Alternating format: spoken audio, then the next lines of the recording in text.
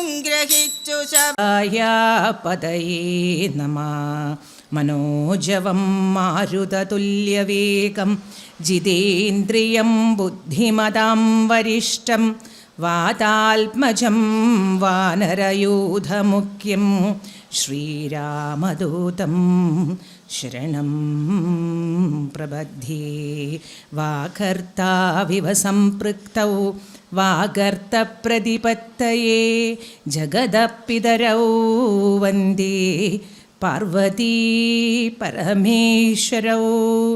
കൃഷ്ണായ വാസുദേവായ ഹരയേ പരമാത്മനെ പ്രണതക്ലേശനാശായ ഗോവിന്ദായ നമോ നമഃ. രാമ രാമ രാമ രാമ രാമ രാമ പാഹി മാം. രാമപാദം ചേരണേ മുകുന്ദ രാമ പാഹി മാം. രാമ രാമ രാമ രാമ രാമ രാമ പാഹി മാം. രാമപാദം ചേരണേ മുകുന്ദ രാമ പാഹി മാം. ഹരയേ നമഃ. ശ്രീ ഹരയേ നമഃ.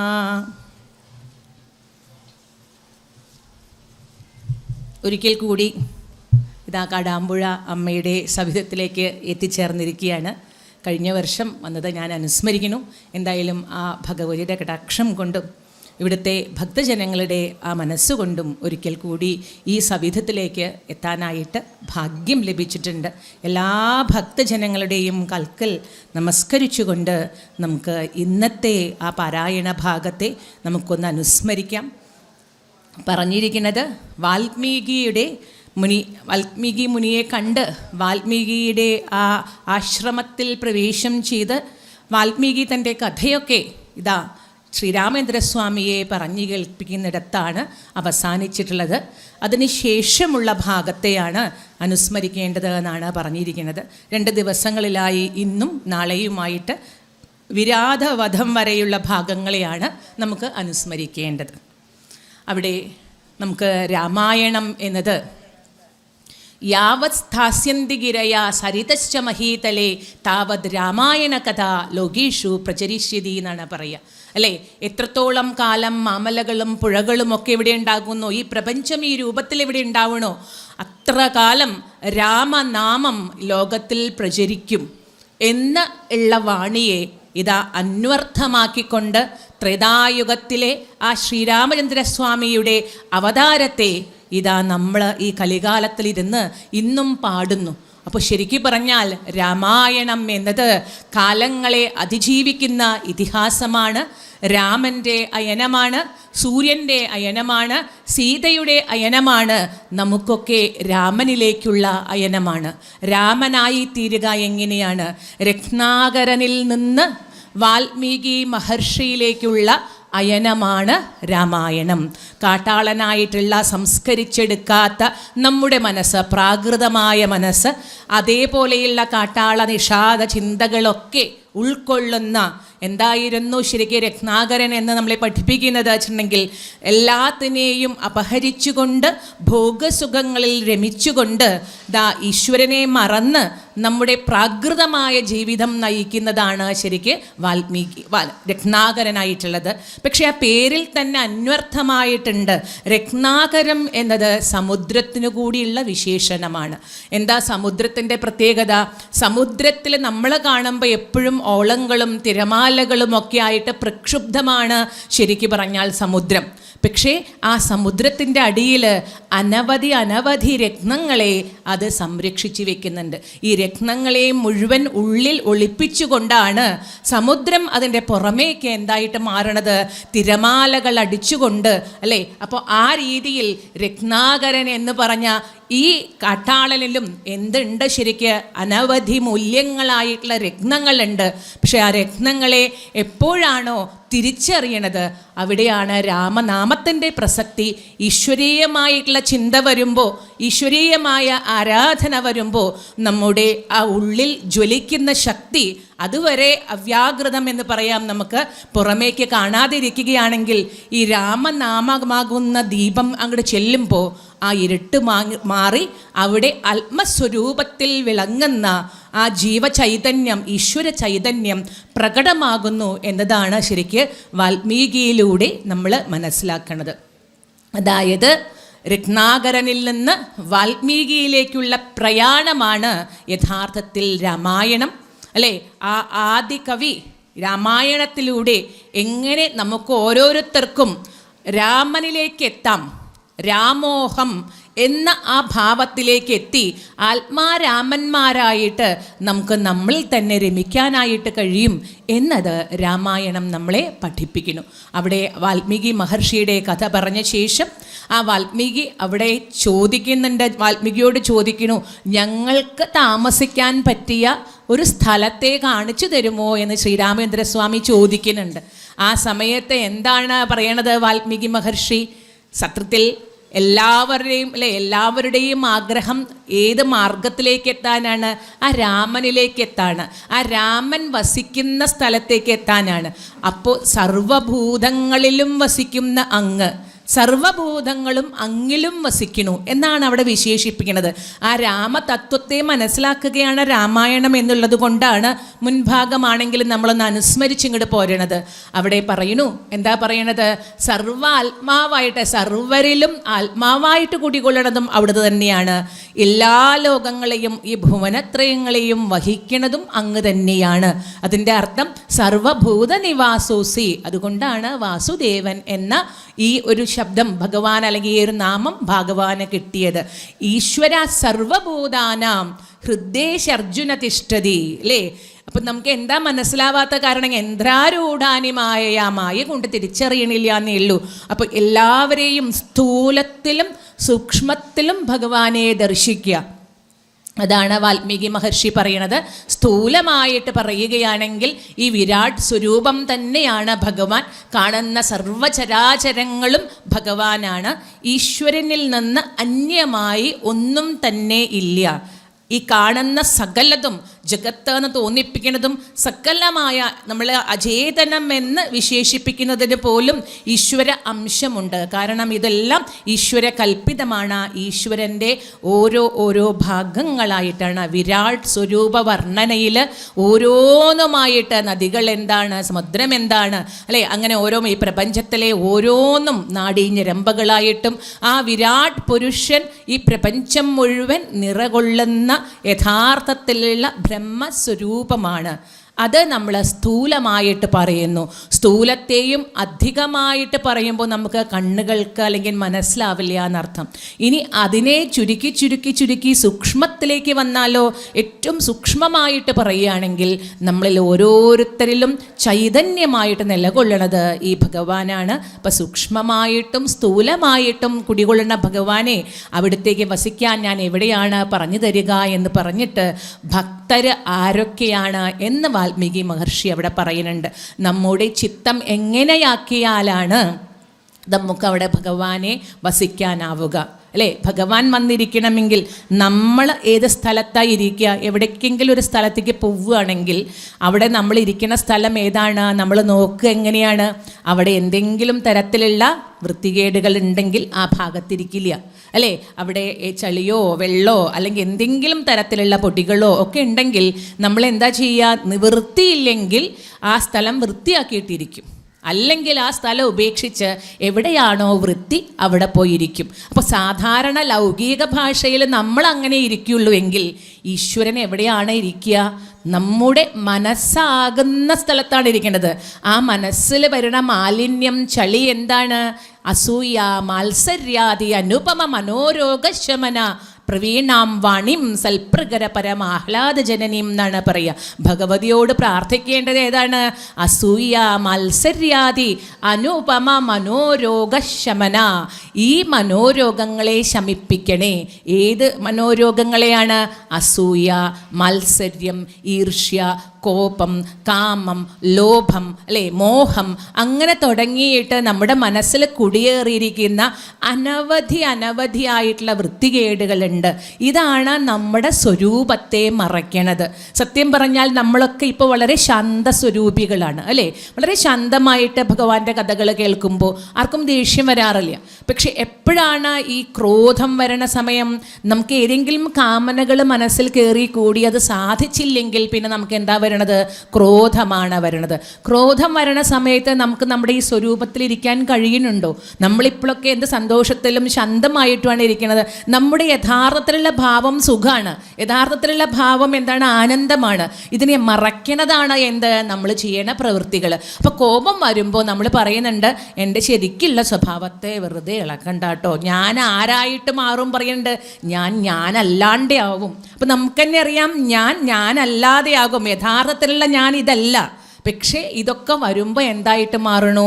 എന്നിൽ അന്തർലീനമായി കിടക്കുന്ന ഈ കാമവും ക്രോധവും തുടങ്ങിയിട്ട് ഞാനിങ്ങനെ മമതാബന്ധം കൊണ്ട് സമ്പാദിച്ചത്. രാമായണം മുഴുവൻ പറയണത് അതിപ്പോൾ കുറച്ച് തത്വം പറഞ്ഞിട്ട് നമുക്ക് ഈ കാര്യങ്ങളെ ഒന്ന് അനുസ്മരിക്കാൻ വെച്ചിട്ടാണ്. ആദ്യം തന്നെ പറയണത്, ഇതൊക്കെ മനസ്സിൽ കയറുമ്പോഴാണ് മനസ്സെന്താവണത്? ശരിക്കും ചളി പറ്റണത് അല്ലേ? മനസ്സിൽ ചളി പറ്റണത്.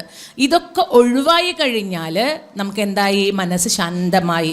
ശുദ്ധേ മനസ്സി ഗോവിന്ദ സ്വയമേവ പ്രകാശതേ എന്നാ പറയുക. ശുദ്ധമായ മനസ്സായാൽ അവിടെ പിന്നെ ഗോവിന്ദൻ സ്വയം പ്രകാശിച്ചോളും. നമുക്ക് വിളിക്കേണ്ട ആവശ്യം കൂടിയില്ല.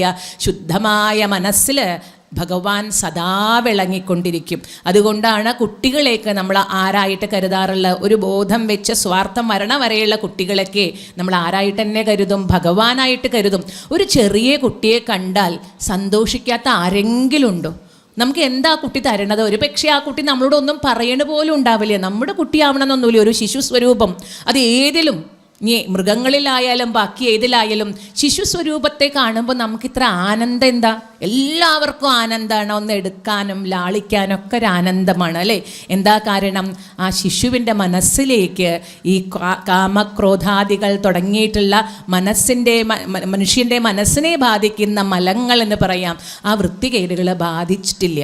അത് സദാ ആനന്ദ സ്വരൂപമാണ്, നിഷ്കളങ്ക സ്വരൂപമാണ്. അപ്പോൾ ശരിക്കും ഈശ്വരൻ തന്നെയാണ് ആര്? ശിശു. അതുകൊണ്ടാണ് ഈശ്വരനെ ലഭിക്കുമ്പോൾ എന്താണോ ഉണ്ടാവുന്നത്, ആ ആനന്ദം നമുക്ക് ആരിൽ നിന്നും കിട്ടണത്?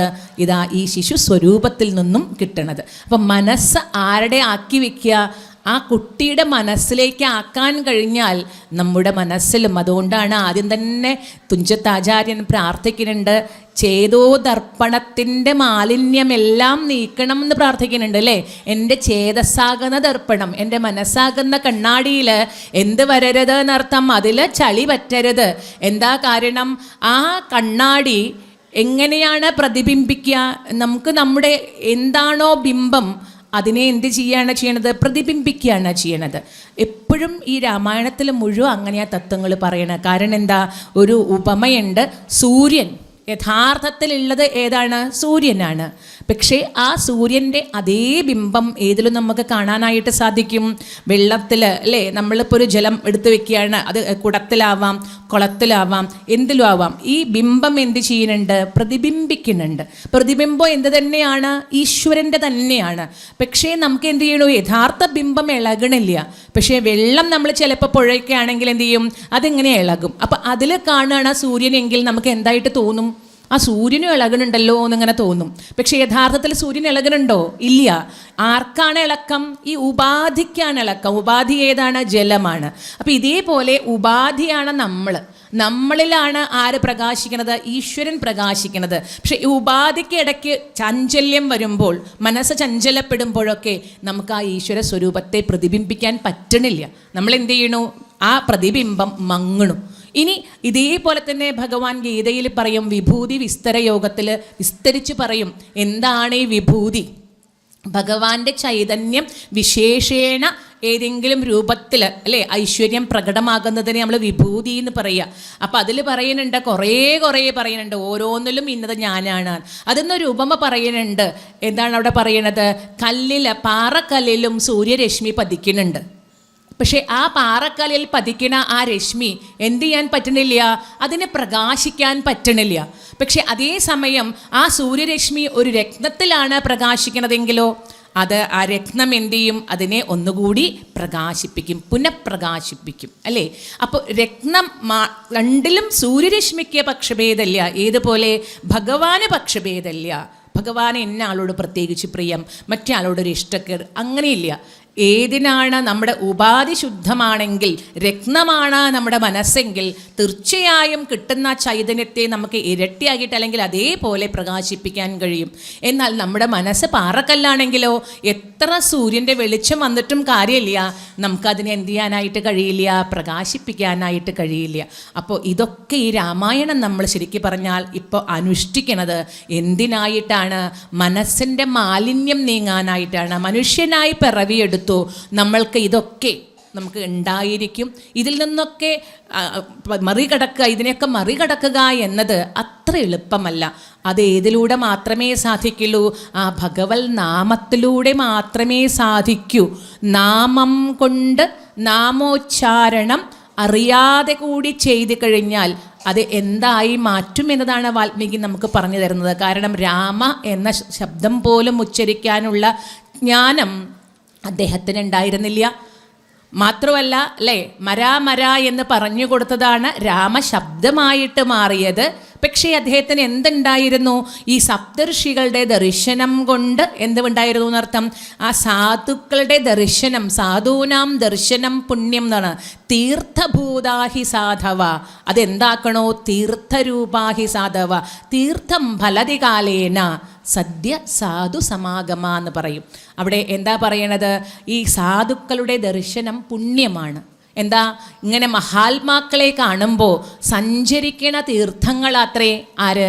ഈ സാധുക്കൾ എന്ന് പറയുന്ന സജ്ജനങ്ങളെ കാണുമ്പോൾ അവരെന്താണ് സംസാരിക്കുക? സജ്ജനങ്ങൾ കാണുമ്പോൾ സ്വാഭാവികമായിട്ടും ഈ ഈശ്വരീയമായ കാര്യങ്ങൾ, നല്ല കാര്യങ്ങളാണ് സംസാരിക്കുക. നല്ല കാര്യങ്ങൾ സംസാരിക്കുമ്പോൾ നമ്മളും തിരിച്ചെന്ത് തന്നെയാണ് ചിന്തിക്കുക? നല്ല കാര്യങ്ങളാണ്. അവിടെ ഉണ്ടാകണത് മുഴുവൻ നല്ല സജ്ജനമായിട്ടുള്ള, സജ്ജനങ്ങളുടെ വാക്കിൽ നിന്ന് വരുന്ന അതേപോലെയുള്ള പ്രതിഫലനങ്ങളാണ് ഉണ്ടായിരിക്കുക. ഈശ്വരീയമായ, ആത്മീയമായ, സന്തോഷം തരുന്ന കാര്യങ്ങളാണ്. പരദൂഷണമായിരിക്കില്ല. തീർച്ചയായിട്ടും പരദൂഷണം ഉണ്ടാകുമ്പോൾ എന്താണ്? കാതിന് പീയൂഷാണ്, പക്ഷെ അത് മനസ്സിന് ശരിക്കും പറഞ്ഞാൽ അല്ലേ, കാതിന് വളരെ സന്തോഷമാണ്. രണ്ടാൾക്കാരുടെ കുറ്റം കേട്ടാവും, സമാധാനമായി, രണ്ടെണ്ണം അങ്ങോട്ടും പറഞ്ഞാൽ ഇന്നത്തെ ജീവിതം ധന്യമായി. അങ്ങനെയാണ് മനുഷ്യ മനസ്സുകൾ. പക്ഷേ അത് മനസ്സിനെ എന്ത് ചെയ്യുന്നു? ആ പരദൂഷണം പറഞ്ഞങ്ങോട്ട് പോയി കഴിഞ്ഞാൽ പിന്നെ നമ്മുടെ മനസ്സിനെ അത് മഥിക്കുന്നുണ്ട്. അപ്പം അതുകൊണ്ട് സാധൂനാം ദർശനം പുണ്യം, സാധുക്കളുമായിട്ടുള്ള ദർശനം വളരെ പുണ്യമാണ്. തീർത്ഥഭൂതാഹി സാധവ, അത് ആളുകളെ, ഈ സാധന ചെയ്യുന്ന ആളുകളെ തീർത്ഥീകരിക്കുന്നു. തീർത്ഥത്തിനൊരു പ്രത്യേകതയുണ്ട്. തീർത്ഥം ഫലതി കാലേന, ഏത് തീർത്ഥവും അതിൻ്റെ ആ തീർത്ഥം എന്ന ശുദ്ധി കിട്ടണമെങ്കിൽ കാലം കൊണ്ടേ കിട്ടുള്ളൂ. നമ്മൾ വിചാരിക്കുന്നു ഗംഗയെ സ്മരിച്ചാൽ തന്നെ നമുക്ക് പാപം പോവും എന്ന് പറയുമെങ്കിലും യഥാർത്ഥത്തിൽ ഗംഗയിൽ ആറാടികൊണ്ട് മാത്രം കാര്യമില്ല. നമ്മുടെ മനസ്സിലേക്ക് അത് എടുത്തു കഴിഞ്ഞാലേ നമ്മൾ ശുദ്ധീകരിക്കപ്പെടുള്ളൂ. അപ്പം അതുകൊണ്ട് തീർത്ഥം ഫലതി കാലേന, കാലം കൊണ്ടാണ് ആ തീർത്ഥം തീർത്ഥമായി തീരുന്നത്. സദ്യ സാധു സമാഗമ, എന്നാൽ സാധുക്കളുമായിട്ടുള്ള സമാഗമം എങ്ങനെയാണ്? സദ്യയാണ് പറഞ്ഞാൽ എന്താ? പെട്ടെന്നാണ്, വളരെ പെട്ടെന്ന് എന്നതിനാണ് എന്ത് വാക്ക് ഉപയോഗിക്കുക? സദ്യ എന്ന് ഉപയോഗിക്കുക. അപ്പോൾ സദ്യ സാധു സമാഗമ, സാധുക്കളുമായിട്ടുള്ള സമാഗമം നമ്മളെ പെട്ടെന്ന് തന്നെ ഈശ്വരങ്കലിലേക്ക് എത്തിക്കുന്നു എന്നതിന് ഉദാഹരണമാണ് ഈ സപ്തർഷികളെ കണ്ടു കഴിഞ്ഞപ്പോൾ ഈ നാമം പോലും ചെല്ലാൻ കഴിയാത്ത രത്നാകരന് 1000 സംവത്സരം എന്ത് ചെയ്യുന്നു? അതിൻ്റെ ഉള്ളിൽ ചിതൽപുറ്റിൽ ഇരുന്നു കൊണ്ട് ആ നാമത്തെ, ചിതൽപുറ്റ് പിന്നീടേ ആവുന്നുള്ളൂ, കണ്ണടച്ചുകൊണ്ട് ധ്യാനിച്ച് വേറെ ഒന്നിലും ശ്രദ്ധയില്ലാത്തത് കൊണ്ടാണ് ചിതൽ വന്ന് മൂടിയത്. അപ്പോൾ സ്വാഭാവികമായിട്ടും ആ ഭഗവാനെ ചിന്തിക്കാനായിട്ട് കഴിയണം. ആ ചിന്തിക്കാനായിട്ട് കഴിയുന്നതിൻ്റെ തൊട്ട് മുമ്പേ ഞാൻ ഈ കഥയിലൂടെ വരാട്ടോ. തൊട്ട് മുന്നേ ആയിട്ട് വിരക്തി ഉണ്ടാക്കുന്നുണ്ട്. ഭക്തി ഏതിലേ വരുള്ളൂ? വിരക്തിയിൽ നിന്നേ വരുള്ളൂ. ശോകത്തിൽ നിന്നാണ് ശ്ലോകം അല്ലേ? ശോകത്തിൽ നിന്നാണ് ശ്ലോകം. അതുപോലെ ഭക്തി വരണമെങ്കിൽ എന്ത് വേണം? ബാക്കിയുള്ള വസ്തുക്കളിൽ വിരക്തി വരുമ്പോഴാണ് ഭഗവാനിൽ എന്തുണ്ടാവുക? ഭക്തി ഉണ്ടാവുക. ഈ ഇഷ്ടം പുറമേ കാണുന്ന കാര്യങ്ങളോടാണെങ്കിൽ മനസ്സ് അതിൻ്റെ പുറകെ പോയി ഒരിക്കലും ഏതിലേക്ക് വരില്ല? ഭഗവാനിലേക്ക് വരില്ല. എന്നാൽ അത് വിരക്തിയാവുമ്പോൾ തന്നെ എന്ത് വന്നുകൂടും? ഈ ഭക്തി വന്നുകൂടും. അതുകൊണ്ടാണ് എന്ത് വന്നത് വാൽമീകിക്ക്? വാൽമീകി ആവുന്നതിന് മുമ്പ് രത്നാകരൻ എന്ത് മനസ്സിലായത്? താൻ അനുഭവിക്കുന്ന, താൻ ചെയ്യണ കർമ്മങ്ങളുടെ ഫലം ഞാനേ അനുഭവിക്കാനുണ്ടാവൂ, വേറെ ആരും ഉണ്ടാവില്ല എന്നുള്ള ആ തത്വം മനസ്സിലാക്കി കഴിഞ്ഞപ്പോൾ തൻ്റെ മനസ്സിൽ കുടുംബം, കുട്ടികൾ, ഇവരെ പോറ്റാനായിട്ടാണല്ലോ ഞാൻ ഈ മാർഗത്തെ സ്വീകരിച്ച്, എൻ്റെ ആത്മാവിന് ഉന്നതി ഉണ്ടാക്കുന്ന ഒന്നും ഞാൻ ചെയ്തില്ലല്ലോ എന്ന് വിചാരിച്ച് എൻ്റെ കർമ്മത്തിൻ്റെ ഫലം ഞാൻ തന്നെ അനുഭവിക്കുമെന്ന് വന്നപ്പോൾ അവിടെ വിരക്തി വന്നു. വിരക്തി വന്ന മനസ്സ് നല്ല വളക്കൂറുള്ള മനസ്സാണ്. അവിടേക്ക് എന്ത് കറക്റ്റായിട്ട് വരും എന്നർത്ഥം? ഭക്തി ശരിക്കും ഇങ്ങോട്ട് വരും. അതിങ്ങനെ പൊട്ടിമുളയ്ക്കാനായിട്ട് നല്ല വളക്കൂറുള്ള മണ്ണാണ് ആ വിരക്തി. അപ്പോൾ നമ്മൾ ജീവിതത്തിൽ സമ്പാദിക്കേണ്ടത് വിരക്തിയാണ്. ആ വിരക്തി സമ്പാദിക്കാനാണ് ഇവിടെയുള്ള തത്വോപദേശങ്ങൾ മുഴുവൻ. രാമായണം എങ്ങനെ റിപ്പീറ്റ് ചെയ്ത് ഒരേ തത്വം തന്നെ പല പല പല പ്രാവശ്യം നമുക്ക് പറഞ്ഞു തരുന്നത് കാണാം. ഇത് ഇന്നലെയും കേട്ടുല്ലോ, മിനിഞ്ഞാന്നും കേട്ടുല്ലോ നമുക്ക് തോന്നും. കാരണം ഓരോരുത്തരെയായി കൊണ്ട് ആ വിരക്തിക്ക് ഉതകുന്ന, ഭക്തിക്ക് ഉതകുന്ന മാർഗങ്ങളെ ഇതാ ഇങ്ങനെ പറഞ്ഞു തരികയാണ്. അപ്പോൾ ഏതാണോ ലളിതമായിട്ട് നമുക്ക് മനസ്സിലാക്കാനായിട്ട് പറ്റണത് അതിനെ സ്വീകരിച്ചുകൊണ്ട്, മനസ്സിൽ അതിനെ പാകപ്പെടുത്തിക്കൊണ്ട് ഭഗവാൻ ഇരിക്കുന്ന ഇടമായി കഴിഞ്ഞാൽ നമുക്കും എന്തായിട്ട് മാറാം? നരന് എന്തായിട്ട് മാറാം? നാരായണനായിട്ട് മാറാം. അങ്ങനെ നരനെ നാരായണനാക്കുന്ന ശാസ്ത്രമാണ്, ഭക്തിശാസ്ത്രമാണ് ഏത്? രാമായണം. തത്വവിചാരങ്ങൾ, ആത്മമൂല്യം, രാമോ വിഗ്രഹവാൻ ധർമ്മ എന്ന് പറയും. വേദം ഒരു വൃക്ഷമായിട്ട് സങ്കല്പിക്കുകയാണെങ്കിൽ അതിലെ ഫലങ്ങളാണ് രാമായണവും അതുപോലെ തന്നെ ഭാഗവതവും ഒക്കെ. ഒരു വൃക്ഷത്തിൻ്റെ രസം നമുക്ക് എങ്ങനെയാ അറിയാം? വേദമാകുന്ന വൃക്ഷം ആ വൃക്ഷത്തിൻ്റെ രസം നമുക്ക് എങ്ങനെയാ അറിയാം? അതിൻ്റെ ഫലത്തിൽ നിന്നാണ് പൂവിൽ നിന്ന് നമുക്ക് മണമൊക്കെ കിട്ടുമെങ്കിലും രസം എങ്ങനെയാ അറിയാം? മണമൊക്കെ ഉണ്ടെങ്കിൽ അതിൻ്റെ ഫലം എന്താണോ? കാഞ്ഞിരമാണ്. ആ മരത്തിൻ്റെ രസം നമുക്ക് എന്താണ്? കാഞ്ഞിരക്കായ കടിക്കുമ്പോൾ പറയാം ഇത് കയ്പ്പാണ് രസം നേരെ മറിച്ച് മാവാണോ? നമുക്കതറിയാം, നല്ല പഴുത്ത മധുരമുള്ള മാങ്ങ. അപ്പോൾ ഈ വൃക്ഷത്തിൻ്റെ സകലമാന രസവും എങ്ങനെയാണോ ഒരു ഫലത്തിലുള്ളത്, നമുക്ക് ആ രസം കിട്ടാൻ മാവിൻ്റെ തോലെടുത്ത് കുറേ കടിച്ചു, മാവിൻ്റെ ഇലയെടുത്ത് കുറേ കടിച്ചു അങ്ങനെയൊക്കെ നമ്മൾ ഓരോന്നായിട്ട് ഭക്ഷിച്ച് നോക്കിക്കഴിഞ്ഞാൽ ഒരു പക്ഷേ നമുക്ക് എന്താ അറിയില്ല? അതിൻ്റെ രസം അറിയില്ല. രസം അറിയാൻ ഏറ്റവും നല്ല എന്താണ്? ഈ വൃക്ഷം കൊണ്ടുവരുന്ന രസം എന്താണോ? മാവാണ് മാങ്ങയാണ്. ഈ മാങ്ങ എടുക്കുക, അങ്ങോട്ട് ഭക്ഷിക്കുക, ഹായ് എന്താ രസം. അപ്പോൾ ആ രസത്തെയാണ് നമുക്ക് കിട്ടേണ്ടത്. വേദവും ഇതുപോലെയാണ്, വലിയ വൃക്ഷമാണ്. ഈ വൃക്ഷത്തിനെക്കുറിച്ച് നമുക്ക് വലിയ ധാരണയൊന്നും ഉണ്ടാവില്ല. വേദത്തെക്കുറിച്ച് പഠിക്കാൻ നമുക്ക് അസാമാന്യമായിട്ടുള്ള ആത്മജ്ഞാനം വേണം. ആ പക്വത വന്നാലേ അത് മനസ്സിലാവുള്ളൂ. എന്നാൽ വേദസാരത്തെ എളുപ്പത്തിൽ ഇങ്ങനെ മാങ്ങയാക്കി തന്നു കഴിഞ്ഞാൽ നമുക്ക് ഈ മാങ്ങ കഴിക്കുമ്പോൾ നമ്മൾ ആലോചിക്കണില്ല ഇതിപ്പോൾ ഏത് മാവാണ്, ആ മാവിൽ എത്ര ഇലയുണ്ട്, അതിലെത്ര കൊമ്പുണ്ട്, അതിനെത്ര വലിയ തടിയുണ്ട്, ഇതിന് എത്ര വണ്ണമുണ്ട്, ഇങ്ങനെയുള്ള കാര്യങ്ങളൊന്നും നമ്മൾ ചിന്തിക്കണില്ല. നമ്മൾ എന്ത് മാത്രമേ ചിന്തിക്കുന്നുള്ളൂ? അതിൻ്റെ രസം അറിയുക മാത്രമേ ചെയ്യുന്നുള്ളൂ. അതുകൊണ്ടാണ് ഈ വേദാന്തത്തിൽ പറയും നമ്മൾ ഇല ഉണ്ണികളാവരുത്, പകരം എന്താവണം? ഫലമുണ്ണികളാവണം എന്ന് പറയും. ഇല ഉണ്ണരുത് പറഞ്ഞ അർത്ഥം എന്താ? അതിൻ്റെ ഇലയെക്കുറിച്ചും അതിൽ പക്ഷികൾ വന്നിട്ടുണ്ടാവും, എത്ര കൂടുകൂട്ടിയിട്ടുണ്ടാവും, അങ്ങനെ ചിന്തിച്ചു കൊണ്ട് ഒരു കാര്യവും ഇല്ല, നമുക്കൊന്നും കിട്ടണില്ല. അപ്പം അങ്ങനെ ഇല ഉണ്ണിപ്പോവാതെ നമ്മൾ എന്ത് ചെയ്യുക? അതിൻ്റെ സാരമാകുന്ന ആ ഫലമുണ്ണികളാകൂ, ആ ഫലത്തെ അങ്ങോട്ട് ഭുജിക്കൂ. അപ്പോൾ നമുക്ക് ശരിക്കും അതിൻ്റെ രസം അനുഭവിക്കാം.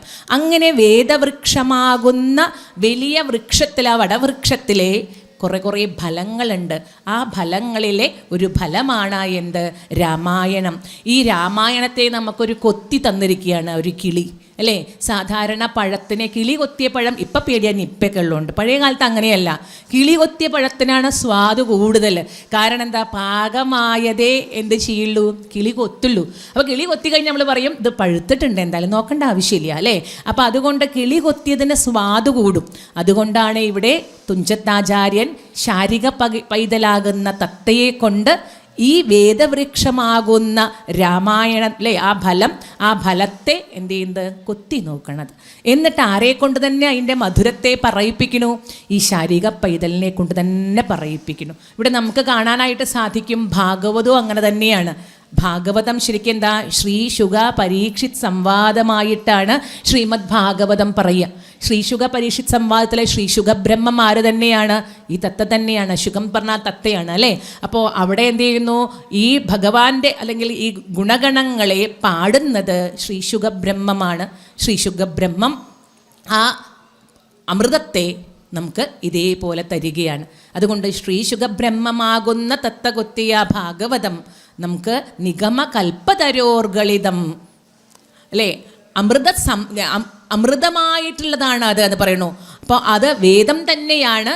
പിപത ഭാഗവതരസം മുഹുരഹോ, എല്ലായ്പ്പോഴും ഈ രസത്തെ കുടിക്കൂ കുടിക്കൂ കുടിക്കൂ എന്ന് പറയുകയാണ്.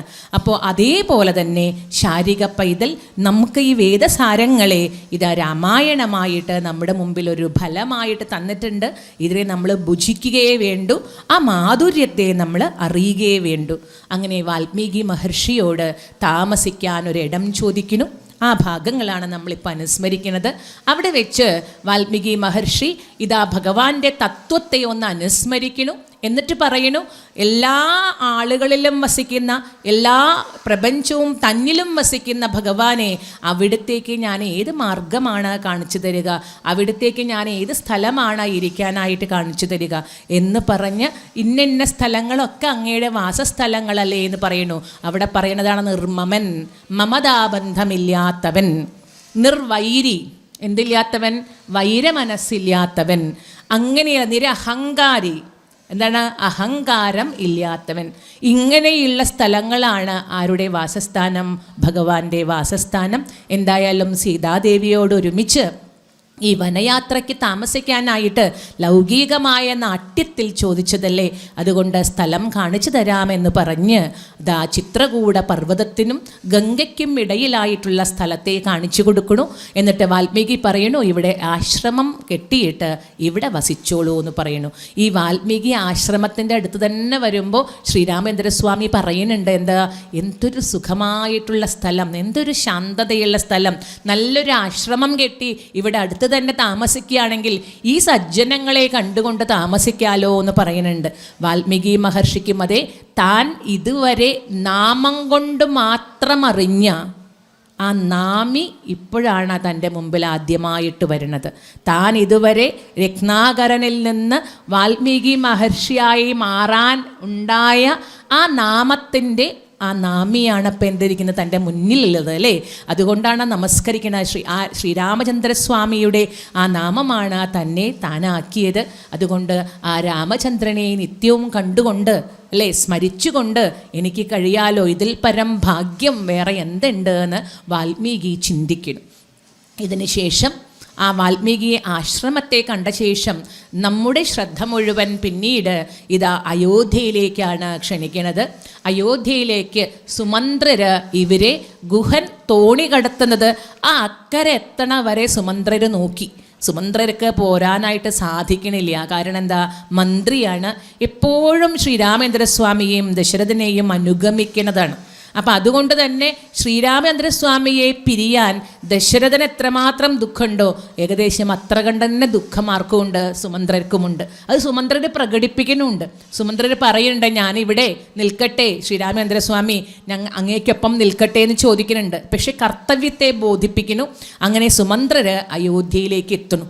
അയോധ്യയിലേക്ക് എത്തുമ്പോൾ ഇതാ കാണേണ്ടത് കൗസല്യാദേവിയുടെ മന്ദിരത്തിലാണ് ആര്, ദശരഥൻ അല്ലേ.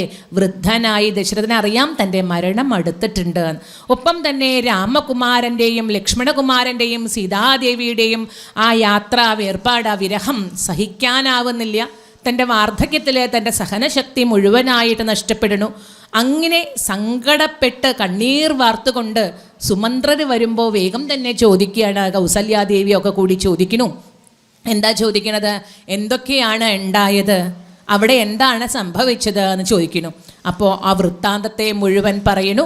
ഗുഹൻ അവരെ സ്വീകരിച്ചതും ആ ഗുഹൻ തന്ന അർഘ്യപാദാദികളും ഫലമൂലാദികളൊക്കെ ശ്രീരാമചന്ദ്രസ്വാമി എന്ത് മാത്രമേ ചെയ്തുള്ളൂ, ആ കൈ കൊണ്ടൊന്ന് തൊട്ടതേ ഉള്ളൂ. അതിനെ കൈകൊണ്ട് തൊട്ട് സ്വീകരിച്ചതേയുള്ളൂ. എന്ത് ചെയ്തില്ല? ഭുജിച്ചില്ല. പറഞ്ഞു ആശ്രമവാസമാകുന്നതുകൊണ്ട് തന്നെ ഇതൊന്നും സ്വീകരിക്കാനുള്ള വിധിയില്ല എന്ന് പറഞ്ഞിട്ട് കൈകൊണ്ട് ഞാനിതിനെ സ്വീകരിച്ചു എന്ന ഭാവത്തിൽ അത് സ്വീകരിക്കുകയാണ് ഉണ്ടായത്. അതിനുശേഷം ഈ ആൽ വൃക്ഷത്തിൻ്റെ ക്ഷീരം അതിൻ്റെ കറ കൊണ്ടുവരാനായി പറഞ്ഞ് എന്തായി? ഈ ജട ഒക്കെ ഉണ്ടാക്കി ശരീരത്തിൽ ആ തലമുടിയിൽ ആ പശ തേച്ച് ജടയൊക്കെ ഉണ്ടാക്കി അന്ന് അവിടെ കിടന്ന് പിറ്റേ ദിവസം പോവുകയാണ് ഉണ്ടായത്.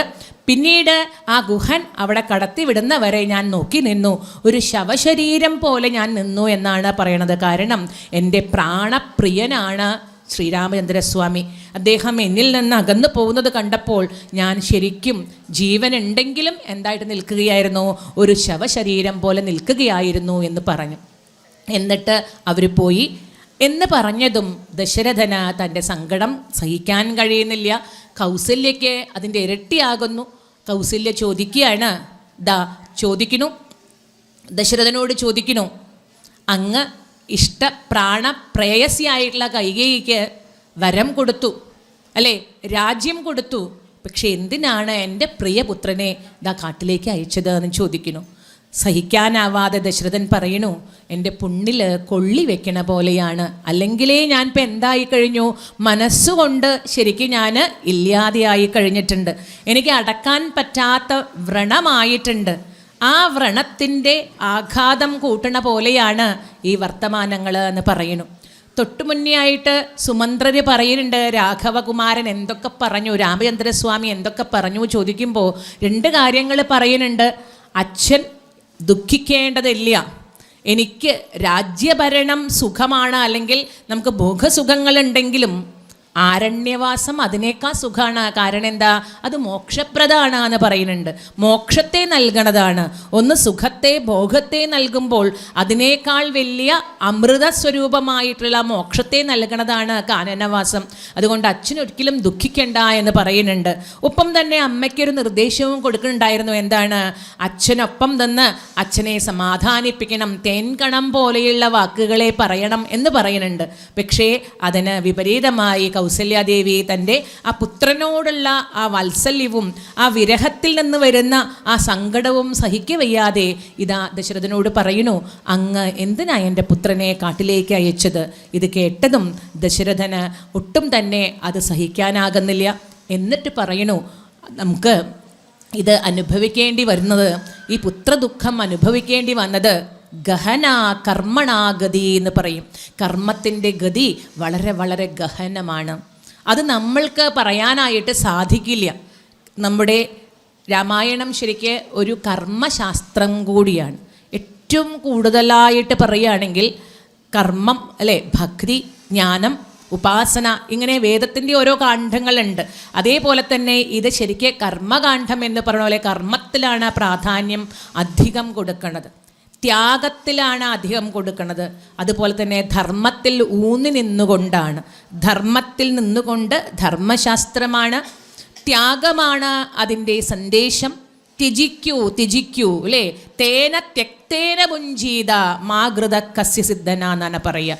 എല്ലാത്തിനെയും ത്യജിക്കാൻ പഠിക്കൂ. ത്യാഗമന്നതേ നേട്ടം, താഴ്മതാൻ അഭ്യുന്നതി എന്ന് പണ്ട് ആളുകൾ പറയും. അപ്പോൾ ആ ത്യാഗമാണ്. നേടണോ എന്തെങ്കിലും ത്യജിക്കൂ. ആ മനസ്സുകൊണ്ട് ത്യജിച്ചാലേ നമുക്ക് നേടാനായിട്ട് സാധിക്കുള്ളൂ എന്ന് പറയുകയാണ്. ആത്മസുഖം നേടണോ, ഭോഗസുഖം ത്യജിക്കൂ. അതാണ് പ്രധാനം. ആത്മാവിന് സുഖം കിട്ടണോ, ഈ ഭോഗസുഖങ്ങളെ നിങ്ങൾ ത്യജിക്കൂ. ത്യാഗമാണ് നേട്ടം എന്ന് പറയുന്നു അല്ലേ. അപ്പം അതുകൊണ്ട് ത്യാഗം ആണ് അതിൻ്റെ സന്ദേശം. അങ്ങനെ രാമായണം കർമ്മശാസ്ത്ര എന്ന് പറയാൻ കാരണം എന്താണ്? അവിടെ പറയുന്നുണ്ട്, ഇത് നമ്മൾ വിചാരിക്കുന്നു എന്ത്, ഈ വരത്തിൻ്റെ ഫലമായിട്ടാണ് ആ കൈകേയി അതുവരെ രാമനെ എത്ര നന്നായിട്ട് കരുതിയിരുന്നതാണ്. മന്ധരയുടെ ആ വാക്പ്രയോഗം കൊണ്ടാണ് കൈകേയിയുടെ നല്ല നിശ്ചലമായിട്ട് സ്വച്ഛന്തമായിട്ടുള്ള മനസ്സിലേക്ക് ഒരു കല്ല് എടുത്തെറിഞ്ഞത് അല്ലേ. പുത്രസ്നേഹത്തിൻ്റെ കല്ല് വേണ്ടാത്ത രീതിയിൽ മന്ധര ഒന്ന് എടുത്തെറിഞ്ഞു. അതോടുകൂടി ആ മനസ്സിലെ ഓളങ്ങളായി അതുവരെയുള്ള കൈകേയി മാറി.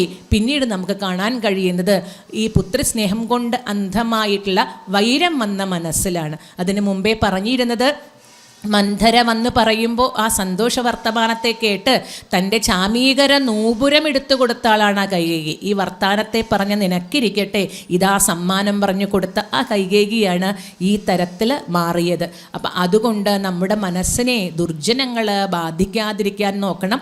കർമ്മശാസ്ത്രമാണ് എന്ന് പറയണു. ദശരഥൻ പറയണു, താൻ നിരന്തരം ചെയ്യുന്ന കർമ്മങ്ങൾ താൻ അനുഭവിച്ചിടുകെന്നേ വരൂ. നമ്മൾ എന്ത് കർമ്മമാണോ ചെയ്യണത് ആ കർമ്മത്തിൻ്റെ ഫലം അതല്ലേ വാൽമീകി നമുക്ക് പറഞ്ഞു തരണത് അല്ലേ. ആ വാൽമീകിയോട് രത്നാകരൻ്റെ ഭാര്യ പറയണത് അതാണ്, നിങ്ങൾ ചെയ്യണ കർമ്മത്തിൻ്റെ ഫലം നിങ്ങൾ അനുഭവിക്കുക, ഞങ്ങൾ ചെയ്യണ കർമ്മത്തിൻ്റെ ഫലം ഞങ്ങൾ അനുഭവിക്കും. ദശരഥനും അതന്നെ പറയാനുള്ളത്. ഇത് ശരിക്കും നിയതിയാണ്. ഞാൻ ഈ പുത്രദുഃഖം അനുഭവിക്കണത് കൈകേകി കാരണം എന്ന് പറയാൻ വയ്യ, അല്ലെങ്കിൽ ഇന്നൊരാൾ കാരണം എന്ന് പറയാൻ വയ്യ. കാരണം ഈ പുത്രദുഃഖം അനുഭവിക്കാനുള്ളൊരു സാഹചര്യത്തെ ആരുണ്ടാക്കിയിട്ടുണ്ട്? ഞാൻ തന്നെ ഉണ്ടാക്കിയിട്ടുണ്ട്.